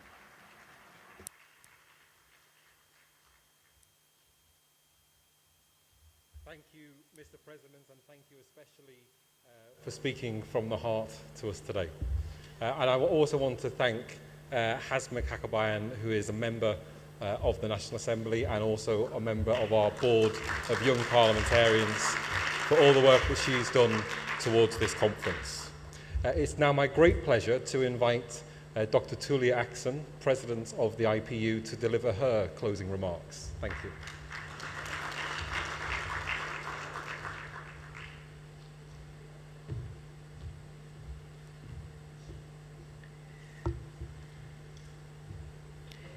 Mr. President of the Republic of Armenia, Mr. President of the National Assembly of Armenia, Mr. President of the IPU Board of the Forum of Young Parliamentarians, President of the IPU Bureau of Women, Mr. Secretary General, dear young parliamentarians, colleagues, friends. I wouldn't want to run the risk of what my speaker has just done here, so I will go to the text. As we conclude today, this 10th Global Conference of Young Parliamentarians, I stand here deeply inspired by the discussions and exchanges that have unfolded over the past few days. It is a rare and powerful moment when so many young voices from across the world come together, united by a shared commitment to build a better future. I would like to extend my heartfelt thanks to the National Assembly of Armenia, led by you, Mr. Speaker, for hosting this remarkable event. Armenia, a nation that honors both its ancient heritage and its modern aspirations, particularly its dedication to youth empowerment, has provided the perfect backdrop to our conversation. And Mr. Speaker, senior young members of Parliament participating fully in this conference, we truly appreciate all the efforts that you have put into ensuring youth are given space on the decision-making table. Organizing a conference of this scale is no small feat, and the effort and hospitality shown by the Armenian National Assembly is truly commendable. I want to thank you, Mr. President, for your leadership, and to the hardworking staff who collaborated with the IPU team to ensure the success of this gathering. And now that you have told us that the doors to Armenia are open, we promise we shall be back. To all our distinguished guests, panelists, and speakers, many of whom have traveled great distances to be here, I thank you for your invaluable contributions and for helping us chart the course forward on the key issues of education, employment, and youth engagement. Ladies and gentlemen, during this conference, we explored some of the most pressing challenges of our time: conflict, economic hardship, public health emergencies, and climate change. We discussed the need to deliver to everyone and strategize on how we support groups in vulnerable situations.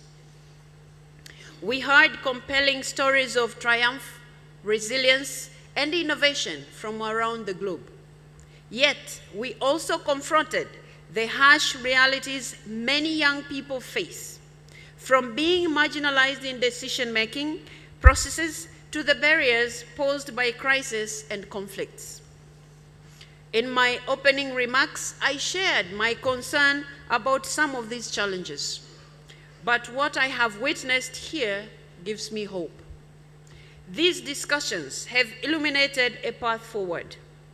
Together, we have crafted new ideas and new approaches, and this conference has further solidified our belief that when Parliament reflects the people it serves in all its diversity, it can foster change that is both effective and enduring.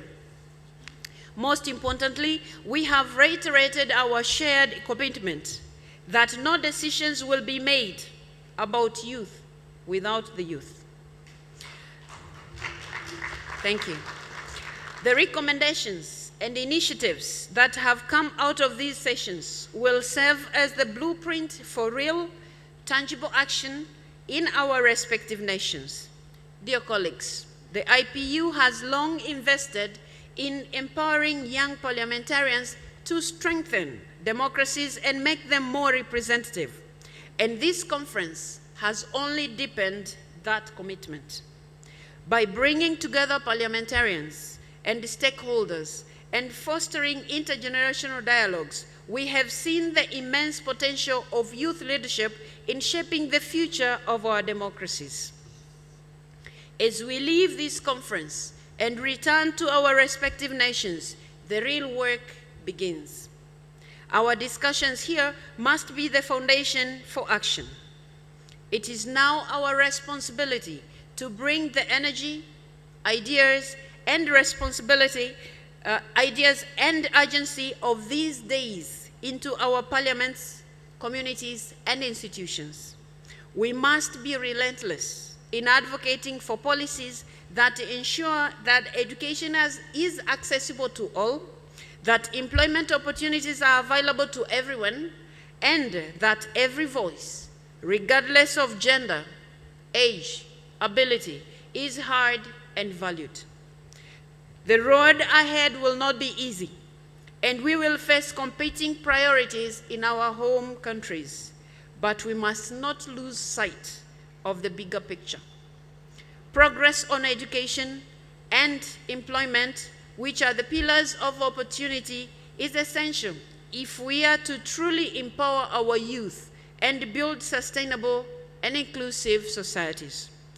I wish you all safe travels, and I look forward to seeing you soon. I would like to take this opportunity now to officially declare the 10th IPU Global Conference of Young Parliamentarians officially closed. Thank you for listening.